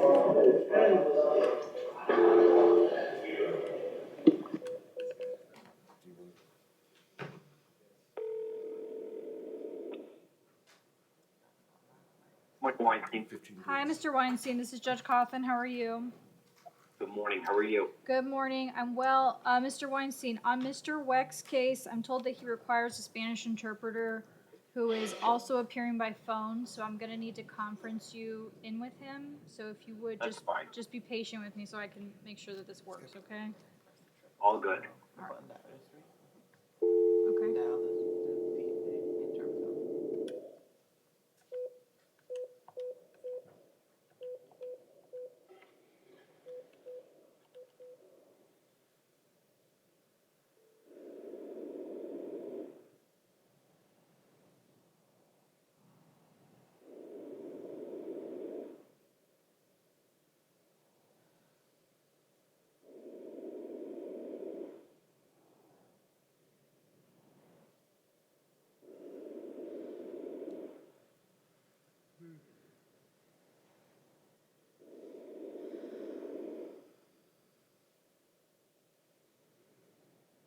Your call has been forwarded to an automated voice messaging. This is the problem. All right, Mr. Weinstein, are you there? Yes, Judge. Okay, I'm having an issue getting in touch with the Spanish interpreter. They're not answering their phone. Let me just confirm, Mr. Goldberg, I want to confirm the telephone number one more time with you. Make sure I have it right. His English is actually pretty good, Judge. Well, Mr. Weinstein, you're his attorney, so it's absolutely up to you as to what you want me to do. I went and sat with him in the jail, and he had no problem understanding me whatsoever. And because of the fact that I already have an agreement with the government, I don't see. I mean, this is really just to explain to him that he's still held no bond and he requires an Arthur hearing. So it's a. Okay, let me just, before I do that, yes, Mr. Goldberg, just. Yep. Mm-hmm. Yeah, okay. All right. Well, what I'll do is this, based on what Mr. Weinstein's telling me, I'll go ahead and proceed on his case. I realize we have two others that will require the interpreter, but I will get to those in a moment. All right, so which facility is Mr. Weck at? Okay, thank you. All right, good morning, Mr. Weck. Good morning. All right, sir, I have Mr. Weinstein, your private attorney, on the telephone right now. He can hear you, and you'll be able to hear him. I want to advise you that you're before the court this morning on a change of charge as well as an add charge. On count 1, it was initially listed as aggravated battery with a deadly weapon. That has been changed to aggravated assault with a deadly weapon without intent to kill. And the add charge is count 4, which is for battery. All right, I find probable cause, and I'm told that there is an agreement between the parties. Mr. Linder, go ahead. Yes, Your Honor. Mr. Weinstein and I spoke. On the ag assault, it was originally set at 1,000, and I believe we're both fine with that remaining in place. Okay. On the add charge of battery, considering he already has a no bond hold on a kidnapping, Yes. Your Honor could set that if it's okay with the court at $100. All right. No victim contact orders have already been issued. Okay. All right, and Mr. Weinstein, you're in agreement with what Mr. Linder stated? Yes, Judge, and if you could just inform my client that we've heard from Stacy, from Judge All-Spector's division this morning. Yes. She's going to try to set up the Arthur hearing via video conference this week. Okay, all right, so Mr. Weck, a couple of things, okay? Number one, I understand that you have a no bond hold, and Mr. Weinstein is advising me that you'll be able to have that via teleconference with Judge All-Spector sometime this week, so he'll be in touch with you about that. With respect to the aggravated assault charge, the bond is going to be set at $1,000, and the battery charge, the bond will be set at $100. And Mr. Weck, there was already a no victim contact order in place, so please understand that that remains as it was explained to you before. Do you understand? Yes, ma'am. Okay, all right. Thank you very much, sir. Good luck to you. Thank you, Judge. All right. Thank you, Mr. Weinstein. Take care. Bye. All right. Now let me see if I can get a hold of our interpreter on our other two cases.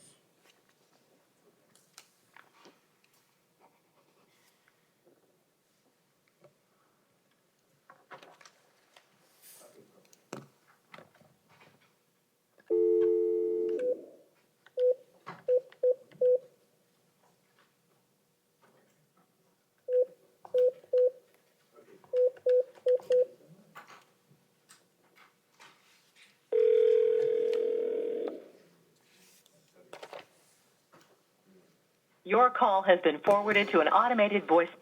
I have another one. Apparently he just got called to domestic violence, but they were having trouble with hold as well. Okay. New interpreter number, All right. Gabrielle. Yes. It's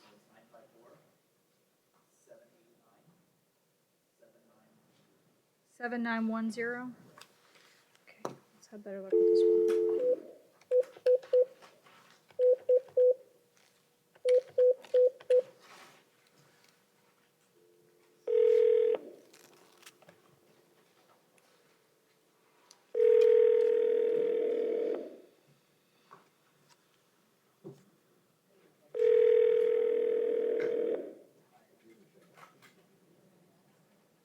Hello?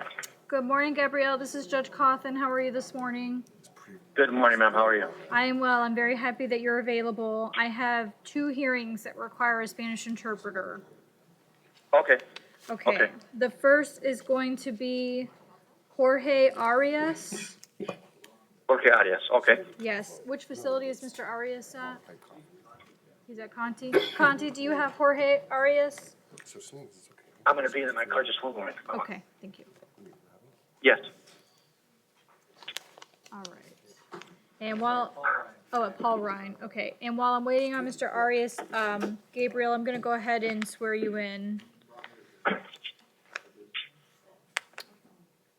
right. Okay. Are you able to hear me? Yes, ma'am. Yes, ma'am. All right. Okay. Do you swear or affirm to interpret from Spanish to English and English to Spanish to the best of your ability? I do, Your Honor. Gabriel Sinisi, court interpreter. Thank you. All right.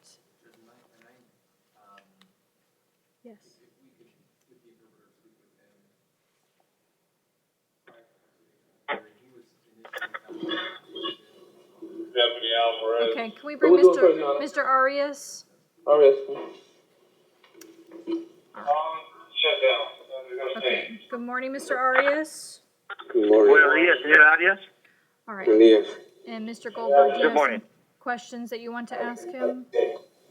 Yes, good morning, Mr. ¿Alguna Arias. pregunta que le quiera hacer? Buenos días, señora Arias. Mr. Arias, can you hear us in the courtroom? Señor Arias, ¿usted nos puede escuchar aquí en la sala? Sí, escucho. Yes, I can hear you. You completed an application for the Public Defender's Office back on February 29th. Usted completó una declaración jurada para el abogado público el 29 de febrero And the clerk made a determination that you were not indigent. y el secretario del tribunal determinó que usted no era indigente. And I see that you've been in custody since February 25th Y usted ha estado detenido desde el 25 de febrero without bond. sin fianza. Have you retained private counsel? Señor, ¿usted ha contratado a un abogado privado? No, no puedo pagar abogado privado. No, I can't hire a private attorney. You listed a take-home income of $1,500 on your public defender application. Are you still receiving that? You said $1,500 a week. Have you been receiving that for the last month while you've been in custody? Usted anotó en su declaración jurada que usted ganaba $1,500. Usted ganaba $1,500 a la semana. ¿Usted aún está recibiendo ese tipo de ingresos? No, porque no estoy trabajando. No, because I am not working.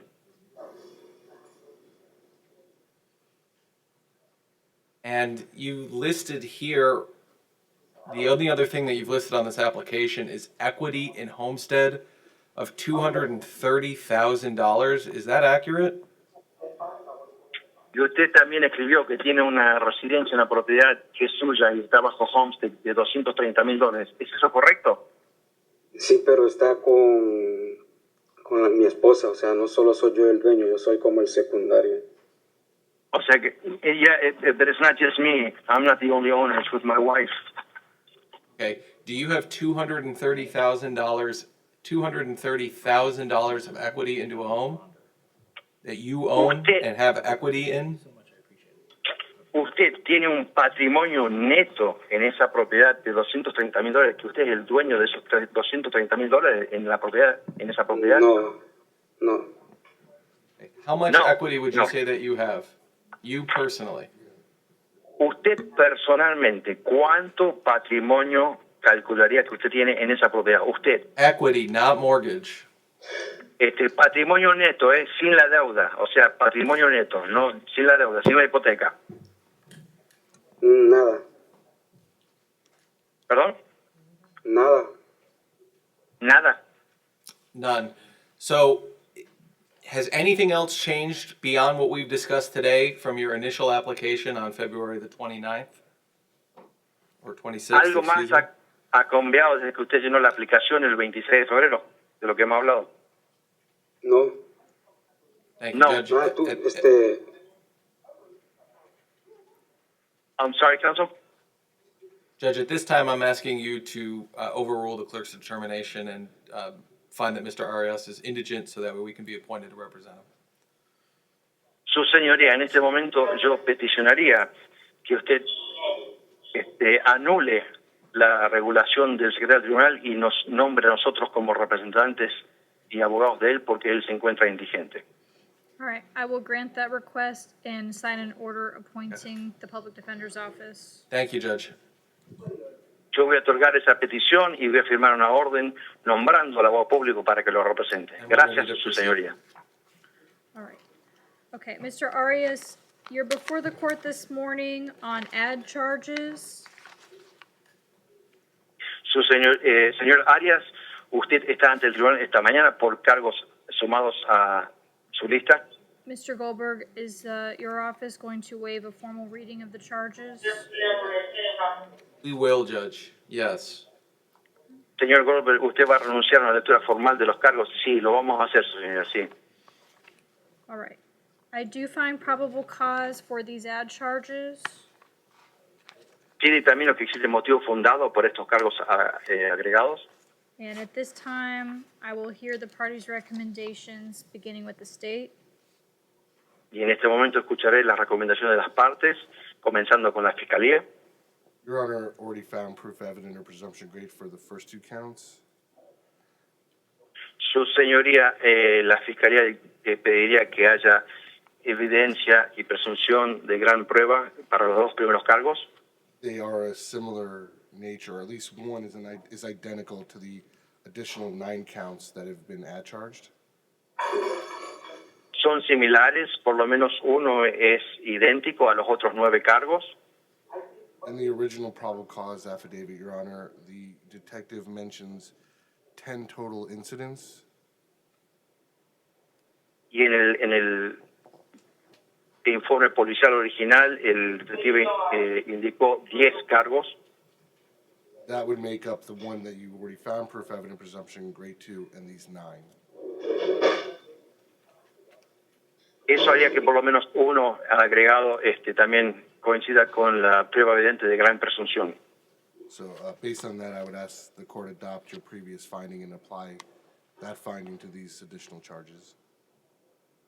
Y basado en eso, peticionaría que el tribunal dictamine lo mismo con los otros cargos. All right, Mr. Goldberg, I'll go to you for your response. Judge, he's being held no bond anyway, and in light of what the severity of the charges, I believe in a full Arthur hearing would be appropriate for Mr. Arias. Your Honor, something's coming in through the hearing. It's the jail speaker. Do you need Mr. Goldberg to? I can repeat. No. It's okay. I think I got it from Mr. Goldberg.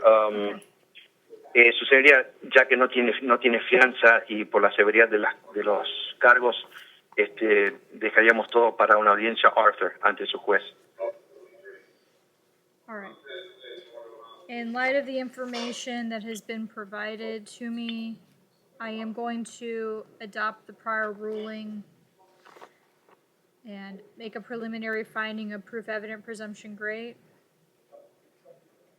En vista de la información que se me ha presentado, voy a mantener el decreto previo de prueba evidente de gran presunción.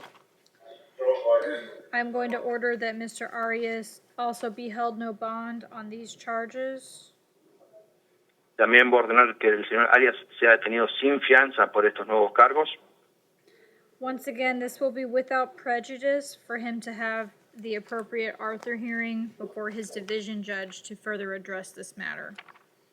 Una vez más, este decreto va a ser sin prejuicio para que él pueda celebrar la audiencia de Arthur ante su juez de división. Mr. Arias, a no victim contact order was already put in place at your last hearing. Señor Arias, en su última audiencia ya se había decretado una orden de no tener contacto con la víctima. So please understand that order remains in effect as I explained it to you at our last hearing. Así que por favor entienda que esa misma orden o decreto se mantiene válida como se lo expliqué en nuestra última audiencia. All right. Thank you, sir. Good luck. Gracias, señor, y suerte.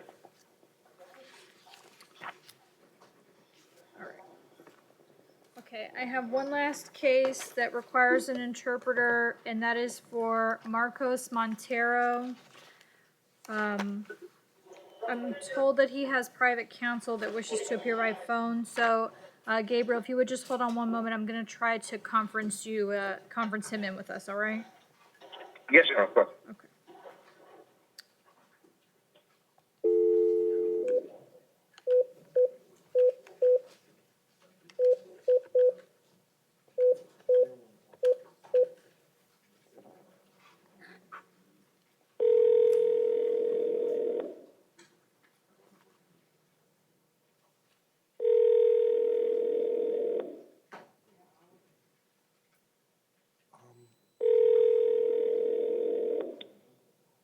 This is Hugo. Hello. I'm sorry? This is Hugo. Hello. Hello, this is Judge Cawthon. How are you this morning? I'm good. How are you? I am well. All right, Mr. Albanis, are you representing Mr. Marcos Montero? I do, yes, ma'am. Okay, I have him in for a hearing this morning. Which facility is he at, guys? Is he at Maine? At Conti. Okay. Thank you. All right. Okay. And Mr. Albanis, I have the Spanish interpreter on the line. Let me just conference you in one moment. Okay. All right. Gabriel, you able to hear me? Yes, Your Honor. Yes. Okay. All right. I have Mr. Albanis on the line as well. Yes, ma'am. Okay. Good morning, Mr. Montero. Good morning. Buenos días, señor Montero. Buenos días. Mr. Good morning. Montero, I have your private counsel on the telephone as well as the interpreter, so you will hear them both. Tengo a su abogado privado como también al intérprete, así que usted lo va a escuchar a los dos. Okay. All right. You're before the court this morning on 4 changes of charges. Está ante el tribunal esta mañana por 4 cambios de carátula de cargos. I want to make sure that we have these correct. So, Mr. Linder, I will read them. Please let me know if they are inaccurate. Quiero estar segura que tenemos estos correctos, así que, señor Lindo, los voy a leer. Count 1 was originally listed as burglary of a dwelling with battery. El primer cargo originalmente fue nombrado allanamiento con fines ilícitos, con lesiones. That has been changed to burglary of a dwelling, structure, or conveyance while armed. Eso ha sido cambiado a allanamiento con intenciones ilícitas de una morada armado. Count 2 and count 3 were originally listed as robbery with a firearm. El segundo y tercer cargo fueron nombrados como robo con la arma. These have been changed to armed robbery while wearing a mask. Estos han sido cambiados a robo a mano armada usando una máscara. Count 3 was listed as aggravated assault with a deadly weapon without intent to kill. El tercer cargo fue agresión agravado con un arma mortal sin intención de matar. And that has been changed to aggravated assault with a deadly weapon while wearing a mask. Y eso ha sido cambiado a agresión agravado con un arma usando una máscara. Mr. Linder, any inaccuracies? No, Judge. ¿Hay algún error, señor Linder? No, señora jueza. All right, I find probable cause. Dictamino que existe motivo fundado. And I will first hear from Mr. Linder with the state, and then I will go to the defense. Y escucharé primero del señor Linder de parte del Estado y después abriré para la defensa. When Mr. Montero had his first appearance, the court found proof evident or presumption great for robbery firearm. Cuando primero tuvo la audiencia, el tribunal dictaminó que existía prueba evidente de gran presunción para robo con arma de fuego. The robbery, according to the arrest warrant affidavit, occurred entirely within the victim's home. El robo originalmente ocurrió dentro de la residencia de la víctima. So, considering that Your Honor also found proof evident or presumption great for burglary with a battery, Y dictaminó que su señoría también dictaminó que existía prueba evidente de gran presunción para lesiones. and that the state met its burden with regards to the firearm element of the robbery firearm, I'm sorry, counsel, I didn't quite get that.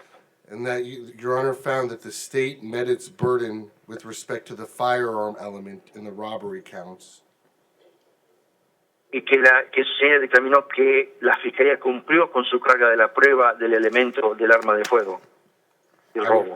I would argue that the court can adopt its previous findings in totality to find proof evident or presumption great for armed burglary. Yo dictaminaría que con todo lo visto y presentado a su señoría que puede dictaminar que hay suficiente prueba para presunción evidente de gran presunción para todos los demás cargos. Charges 2 and 3 are enhancements, so clearly the court, Your Honor, can rely on your previous findings on those 2 counts and keep the no bond holds in place. El segundo y tercer caso son delitos agravados y pueden mantener las fianzas. sin fianza. Count 4 is an enhancement. Bond was originally set at $15,000. I'm asking that be placed back on that charge. Originalmente fue 15.000 la fianza, yo pediría que se mantenga esa fianza en ese monto. All right, Mr. Albanis, I'll go to you now. Yes, ma'am. Today's the 34th day that Mr. Montero has been incarcerated. Sí, señoría, hoy es el 24º día que el señor Montero ha estado encarcelado. No, it's actually 34 days for the translator. I'm sorry. I'm sorry, counsel. Ha sido 34 días de que ha sido encarcelado. And I don't see it in sight as far as him getting a bond on this case. I filed a motion for a bond hearing in February. I've filed 2 separate motions for Arthur hearing. I filed a motion for an adversarial preliminary hearing. And at this point, I've been unable to get a bond hearing. Su señoría, yo he presentado decretos para fianza. En febrero también presenté 2 recursos para audiencias de Arthur y también recursos para audiencias adversariales. Y no he sido capaz de conseguir esas audiencias. I think it's unconstitutional and unjust to continue to hold him without a bond. I understand things, the emergency situation, and obviously we're doing this by phone, and it seems like the entire world has been upended. Yo dictamino que es injusto y es inconstitucional detenerlo sin fianza. Yo entiendo que la situación mundial ahora está un poco revuelta. And that's basically where I'm at. I'm asking for the court to set a reasonable bond. I brought this issue up before the judge who's assigned to the case, Judge Bailey. And although there hasn't been an order officially on the record, it's my understanding through back channels and emails and communications that he's not going to be having a hearing anytime soon, which I think is contrary to the administrative order. So I'm asking the court to set a reasonable bond. I think there's already a bond on count 4. I'd ask if the court would set a bond on counts 1 through 3 in the amount of $25,000. I know the state's going to argue the seriousness of the charges and everything else, and I'm just asking for... If the interpreter can interpret. Sorry, yep. Thank you. Entonces, visto con todo eso, estaría pidiendo que haya una fianza. Yo sí he hablado con el juez Bailey y no hay ninguna orden todavía. Ha habido comunicación por correo electrónico por detrás. Y de lo que yo he podido ver, no va a haber ningún tipo de audiencia. Esto es contrario a la orden administrativa. Ya hay una fianza existente para el 4º cargo y estaría peticionando que para el cargo 1, 2 y 3 haya una fianza de $25,000. That's where I'm at, Judge. Your Honor, we're just asking that the court follow the law and procedure. If the court finds proof evident or presumption great, which I believe the court should based on previous rulings, there is no legal basis at this time, frankly, for Mr. Montero to receive bonds. And I would also, I would just want to direct the court's attention to the capias. The information was filed March 16th. We have no control over the clerk's office that it wasn't processed until March 23rd. Okay. And I apologize to the interpreter. Simplemente pediríamos que el tribunal obedezca la ley, el proceso judicial, ya que hay prueba evidente de gran presunción, no hay ninguna base legal para que se reciba una fianza y también que preste atención a la petición de orden de arresto. And Your Honor, just to finish up, just for the record, we'd be willing to take any kind of conditions, whether it was any kind of electronic monitoring, house arrest, in order to assuage the court and protect the community if that was a concern. Y sea simplemente para dejar esto asentado en el acta, aceptaríamos cualquier tipo de condiciones que impongan, ya sea con monitores electrónicos, para proteger a la comunidad. And I've got all the arguments to make regarding his employment history, his family history, and all that stuff. But I don't want to put the cart before the horse. Presentaríamos también los antecedentes suyos y sus antecedentes familiares. Okay.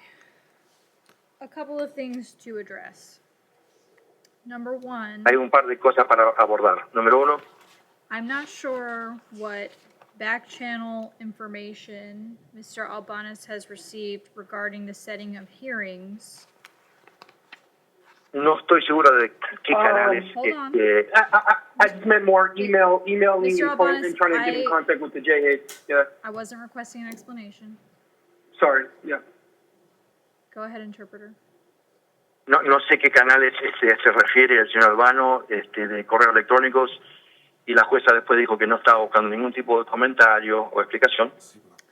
Per the administrative order and current procedures, there are felony dockets being held to address these types of hearings on a daily basis right now. De acuerdo a la orden administrativa vigente, hay calendarios judiciales de delito mayor que están siendo abordados para abordar este tipo de temas. And I'm not suggesting that Mr. Albanez has misrepresented anything. I'm just suggesting that perhaps it was bad information. Y no estoy sugiriendo que el señor Albano esté mal representando de mala manera o equivocadamente, simplemente es que a lo mejor hubo mala información. If the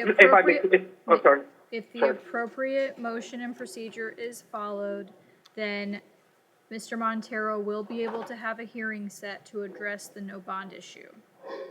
Si el apropiado procedimiento y recurso es presentado, el señor Montero va a poder tener y celebrar su audiencia. And in light of that, I am going to adopt my prior rulings, and Y voy a adoptar mi decreto previo. I am going to make a preliminary finding of proof evident presumption great. Y voy a determinar preliminarmente prueba evidente de gran presunción. And I am going to place no bond holds on counts 1, 2, and 3. Y voy a interponer detenciones sin fianza para los cargos 1, 2 y 3. And once again, for the record, that will be without prejudice for Mr. Montero to have the appropriate Arthur hearing with his division judge. Y una vez más, para el acta, eso va a ser sin prejuicio para que el señor Montero pueda tener la audiencia correspondiente de Arthur ante su juez de división. In light of that, the bond on count 4 will be set at $15,000. En vista de eso, la fianza para el cuarto cargo va a ser fijada en $15,000.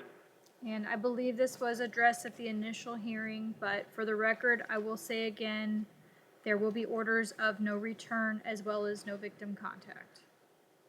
Y creo que esto ya fue explicado en la primera audiencia, pero para estar con más seguridad, voy a repetir que no puede regresar al lugar del incidente y que no puede tener contacto tampoco. Just may I just clarify one thing briefly? I'm sorry. Go ahead.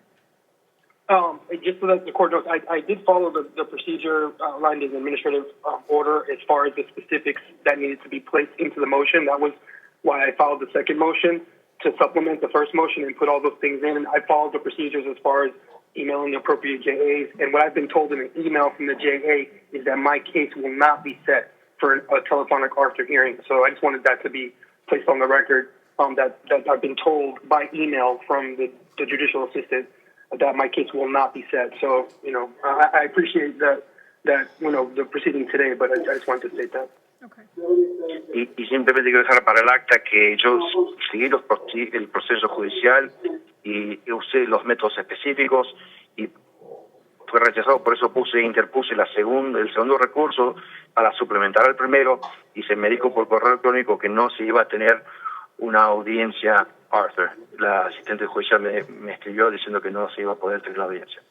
Okay. All right. Mr. Albanez, thank you for making your record. Yes, ma'am.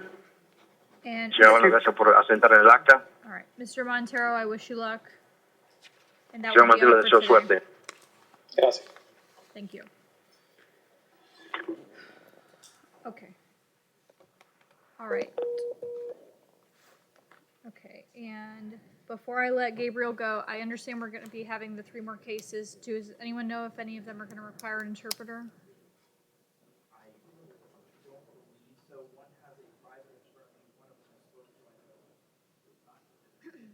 Okay? The third gentleman, Mr. August, is pro se, so we haven't spoken with him. Okay, all right, so I think that's gonna be it. Gabriel, There's thank no you. Spanish, ma'am. Okay, thank you so much And once they again, all are Gabriel. here.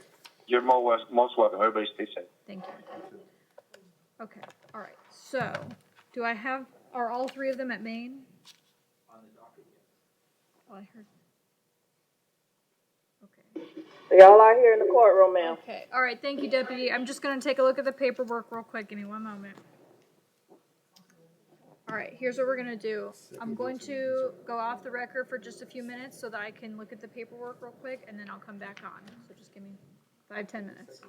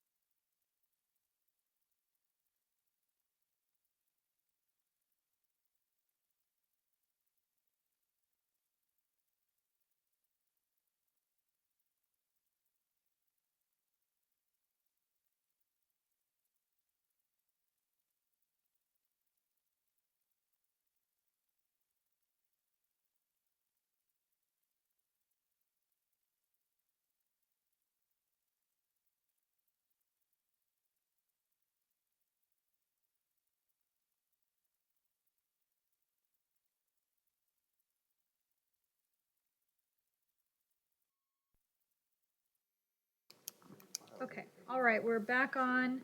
I have a couple of regular first appearance hearings, and then we have 2 hearings on the hearing docket. We'll begin with first appearances. First up will be Rosario Pinacchio.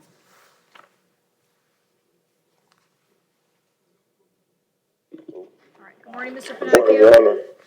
All right, Mr. Pinocchio, you're before the court this morning on 2 charges. Count 1, DUI, alcohol, or drugs. Count 2 is careless driving, which is not for magistrate.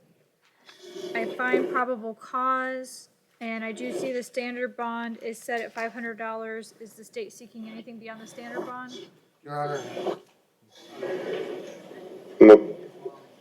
My mother Hold on. posted bond this morning. One moment, Mr. I Pinocchio. am actually, Your Honor, and I'm fine, I'm not asking for a bond increase, but I do believe pretrial with testing alcohol would be appropriate.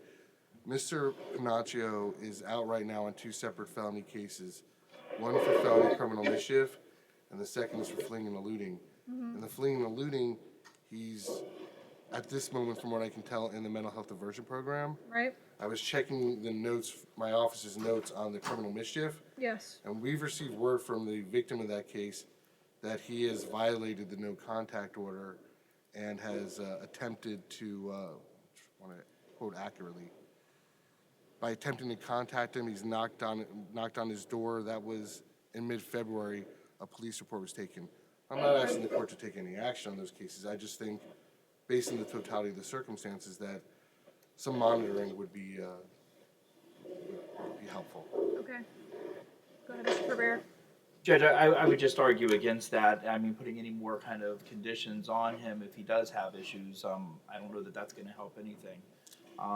We would just ask because his mom has posted, I believe she's posted, I know she posted this morning, I don't know if the paperwork's gone through, just to leave everything as is because we don't want to delay him in getting out. So we were just going to ask that everything be left as is. I don't know that putting him on pretrial, even ordering random testing, would delay his release from the jail. No, because it would be standard. Yes. Is he, on the other 2 cases, is he just out on bond or is he on He posted pretrial? bond on each of those cases, Judge. All right. Okay. So I'm not going to change the $500 bond, but I am going to place the additional condition that Mr. Pinocchio be placed on standard pretrial supervision with random drug and alcohol testing. So, Mr. Pinocchio, I need you to understand that I understand that your mother is posting your bond, but you will have the additional requirement that you're going to be placed on standard pretrial supervision with random testing. That means it's not going to delay your release today. If the bond is posted, you will be released today, but you will have to report to pretrial supervision in person tomorrow. Okay? No problem. So one of the deputies will give you a piece of paper with instructions on where you need to go. Please understand 2 things. Number 1, if you fail to report to them as I've instructed you, a warrant will be issued for your arrest. I will comply Okay. totally. All right. And number 2, as a condition of your release, you will be subjected to random drug and alcohol testing. So that means no alcohol and no intoxicants. All right? All right. Yes, ma'am. Thank you, sir. Good luck. Yes, Your Honor. Thank you. All right. Next will be Malcolm Cooper. Judge, Mr. Cooper indicated when I tried to speak to him that he has a private attorney. He didn't know the name of the private attorney. Okay. All right. Let me see. Okay. Good morning, Mr. Cooper. Good morning, Judge. All right. Mr. Cooper, have you already retained a private attorney or are you planning to? I mean, I'm already paid for one, ma'am. He the one posting the bond this morning, so he's supposed to be going to Palm Beach to figure out these charges that's against me right now. Okay, so let me just ask, has his bond been posted? Let me check with confinement.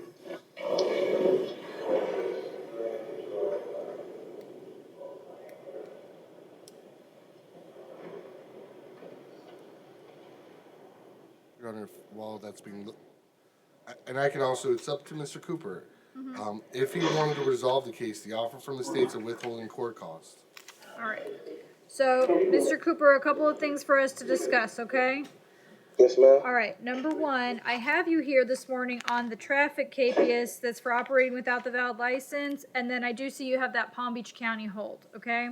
Yes, So, ma'am. with respect to the traffic capias, and I do find probable cause, you have the $500 bond on that. I understand what you just told me. What they're telling me here is that the bond is not showing as posted in the system yet. So you have 2 options, okay? If you want to if you've hired somebody and they're planning to post the bond and you want to leave that alone, then that's fine with me. But what Mr. Linder, the state attorney here in the courtroom, has said to me is that if you want to resolve that case, instead of posting the bond, the offer would be a withhold of adjudication plus court costs. So do you understand that?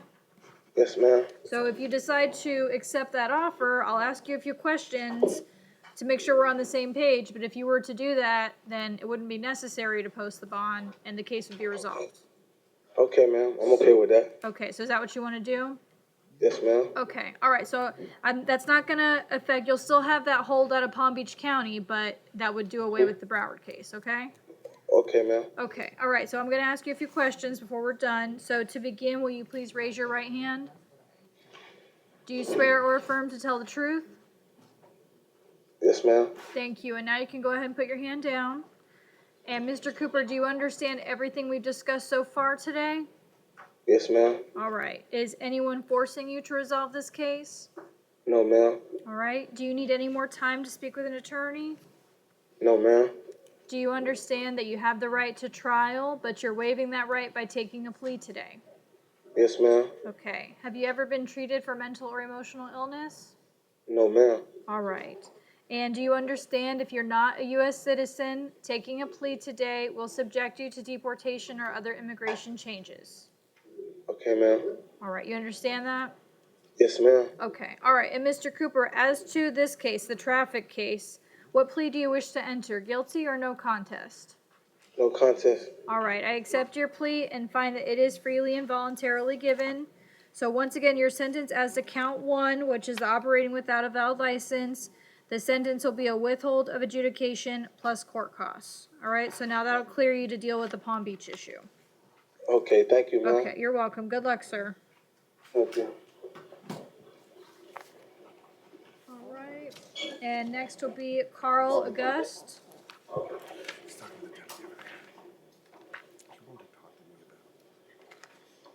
Good morning, George. Good morning, Mr. August. All right, Mr. August, I have you here this morning on this is a change of charge, is that correct? It is, Your Honor. However, Yes. the reason it says court order, Yes, he was previously on pretrial prior to the change of charge. okay, Judge Powell revoked his pretrial, right, ordered him to be held no bond. Judge Scheer reviewed it and denied modifying the bond and ordered that that the no bond hold be kept in place. So we just ask that Your Honor keep the no bond hold in place that has been issued. okay. Your Honor. Yes, Mr. August. Yes, Your Honor. I'm asking for a reasonable bond. I have a 2-year-old daughter, and the victim in my case, she's a convicted felony. She can't work, and I'm here for 13 months. Okay, so hang on one second. Okay, so let me just see here. This was originally charged as felony battery. It's been changed to aggravated battery, is that right? Yes, Judge. All right, okay, I am gonna make a probable cause finding. Okay, Mr. August, the problem is this: if your division judge, Judge Shearer, has already set a no bond hold on this, then I'm here as the magistrate judge. I don't have the ability to lift that no bond hold. So what that means is that if you need that to be modified, then you or your attorney would have to file the appropriate motion with Judge Shearer and have her be the one to address that. You understand? Yes, ma'am. Okay, all right. So for today, the no bond hold that she's already set is going to remain in place. And I assume there was already a no contact order. Is that correct? Yes, Judge. Okay, all right. So Mr. August, if there was a no victim contact order that was already in place, then just know that that continues, okay? Yes, ma'am. Okay, all right. Good luck to you, sir. Thank you. You're welcome. All right, and then we have 2 cases on the hearing docket. The first is going to be Bernard Brooks.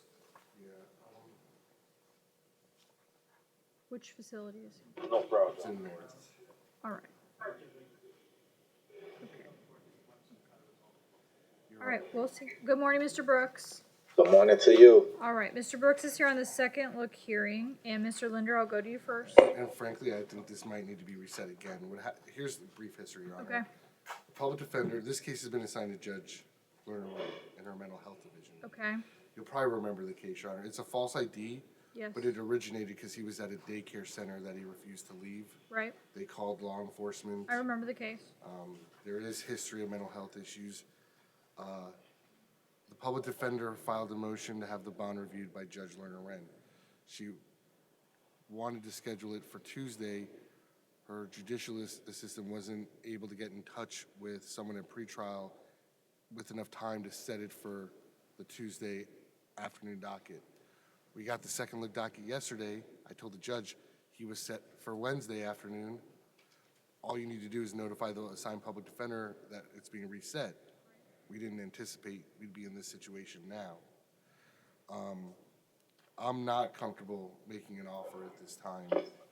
Okay, so that's all right. So here's what I will do. In light of that information, I know that everyone anticipated that Judge Lerner Wren herself would be here today. We didn't realize that I was the one that was going to be doing it. But Judge Lerner Wren will be here tomorrow. So since she is the division judge, and in light of the information Mr. Linder has given me, then I do not have an issue, and if anybody wants to make an objection, that's fine, but I do not have an issue with resetting it to tomorrow so that Judge Lerner Wren can be present to decide how she would like to handle Mr. Brooks's case. Judge, the only thing that I would ask on behalf of Mr. Brooks is, would the court consider just RORing him at this point so that he doesn't have to sit in custody? He's been in 15 days already on this charge. So here's the issue. Since this is a mental health transfer and he's with Judge Lerner Wren's division, I realize she's been sitting in as first appearance afternoon judge for the last week or so. In her division, since he is in her actual division, on these types of transfers, she has specifically requested that the bonds be left in place so that she herself can be the one to decide how to do it. So I would not be comfortable granting the ROR right now. And she will, as I said, she'll be here tomorrow, so she'll be able to address the case tomorrow with Mr. Brooks to decide what she feels is appropriate. All right, so Mr. Brooks, we're going to have you back here tomorrow with your division judge, and she'll decide how she wants to handle it, all right? Right, okay. Thank you, sir.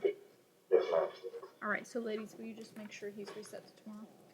Okay, and our last case is going to be Stephen Bronder. I did have a chance to speak to him, that he indicated he wants to try to resolve these issues. He does have another, I believe it's a felony case, but he's on a $2,000 bond hold on that. Which facilities? Conti, I'm sorry. Okay. All right, good afternoon, Mr. Bronder. Good morning, Your Honor. Okay, all right, so, I'm sorry, go ahead, Mr. Farber. What were you No, saying? so he's still going to be in custody, but he did want to try to resolve these today to get them out of the way. Okay. And the state has an offer, and the offer, if he wants to resolve it, is adjudication time served on each count. The only thing I'd ask Your Honor to advise Mr. Brodner of, in case he's not aware of this, Okay, his pending felony case that he's being held on yes, is at a veterans court. And okay, if he wants to, my understanding is these two this misdemeanor case can also be transferred to the veterans court.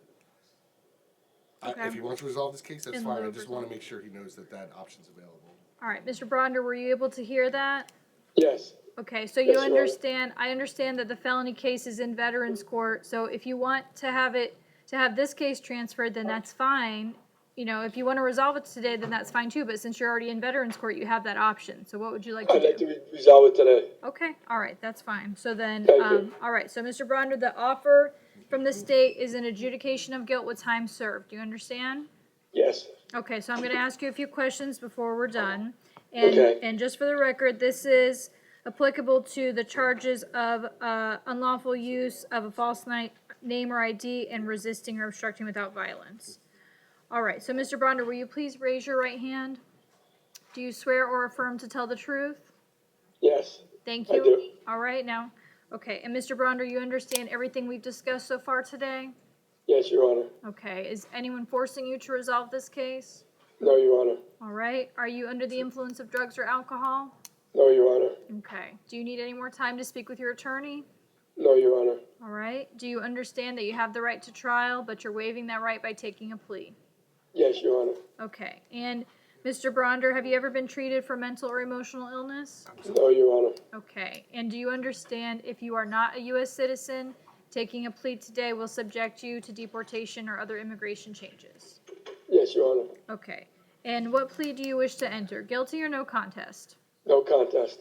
All right, I accept your plea and find that it is freely and voluntarily given. Your sentence in this case will be an adjudication of guilt with time served.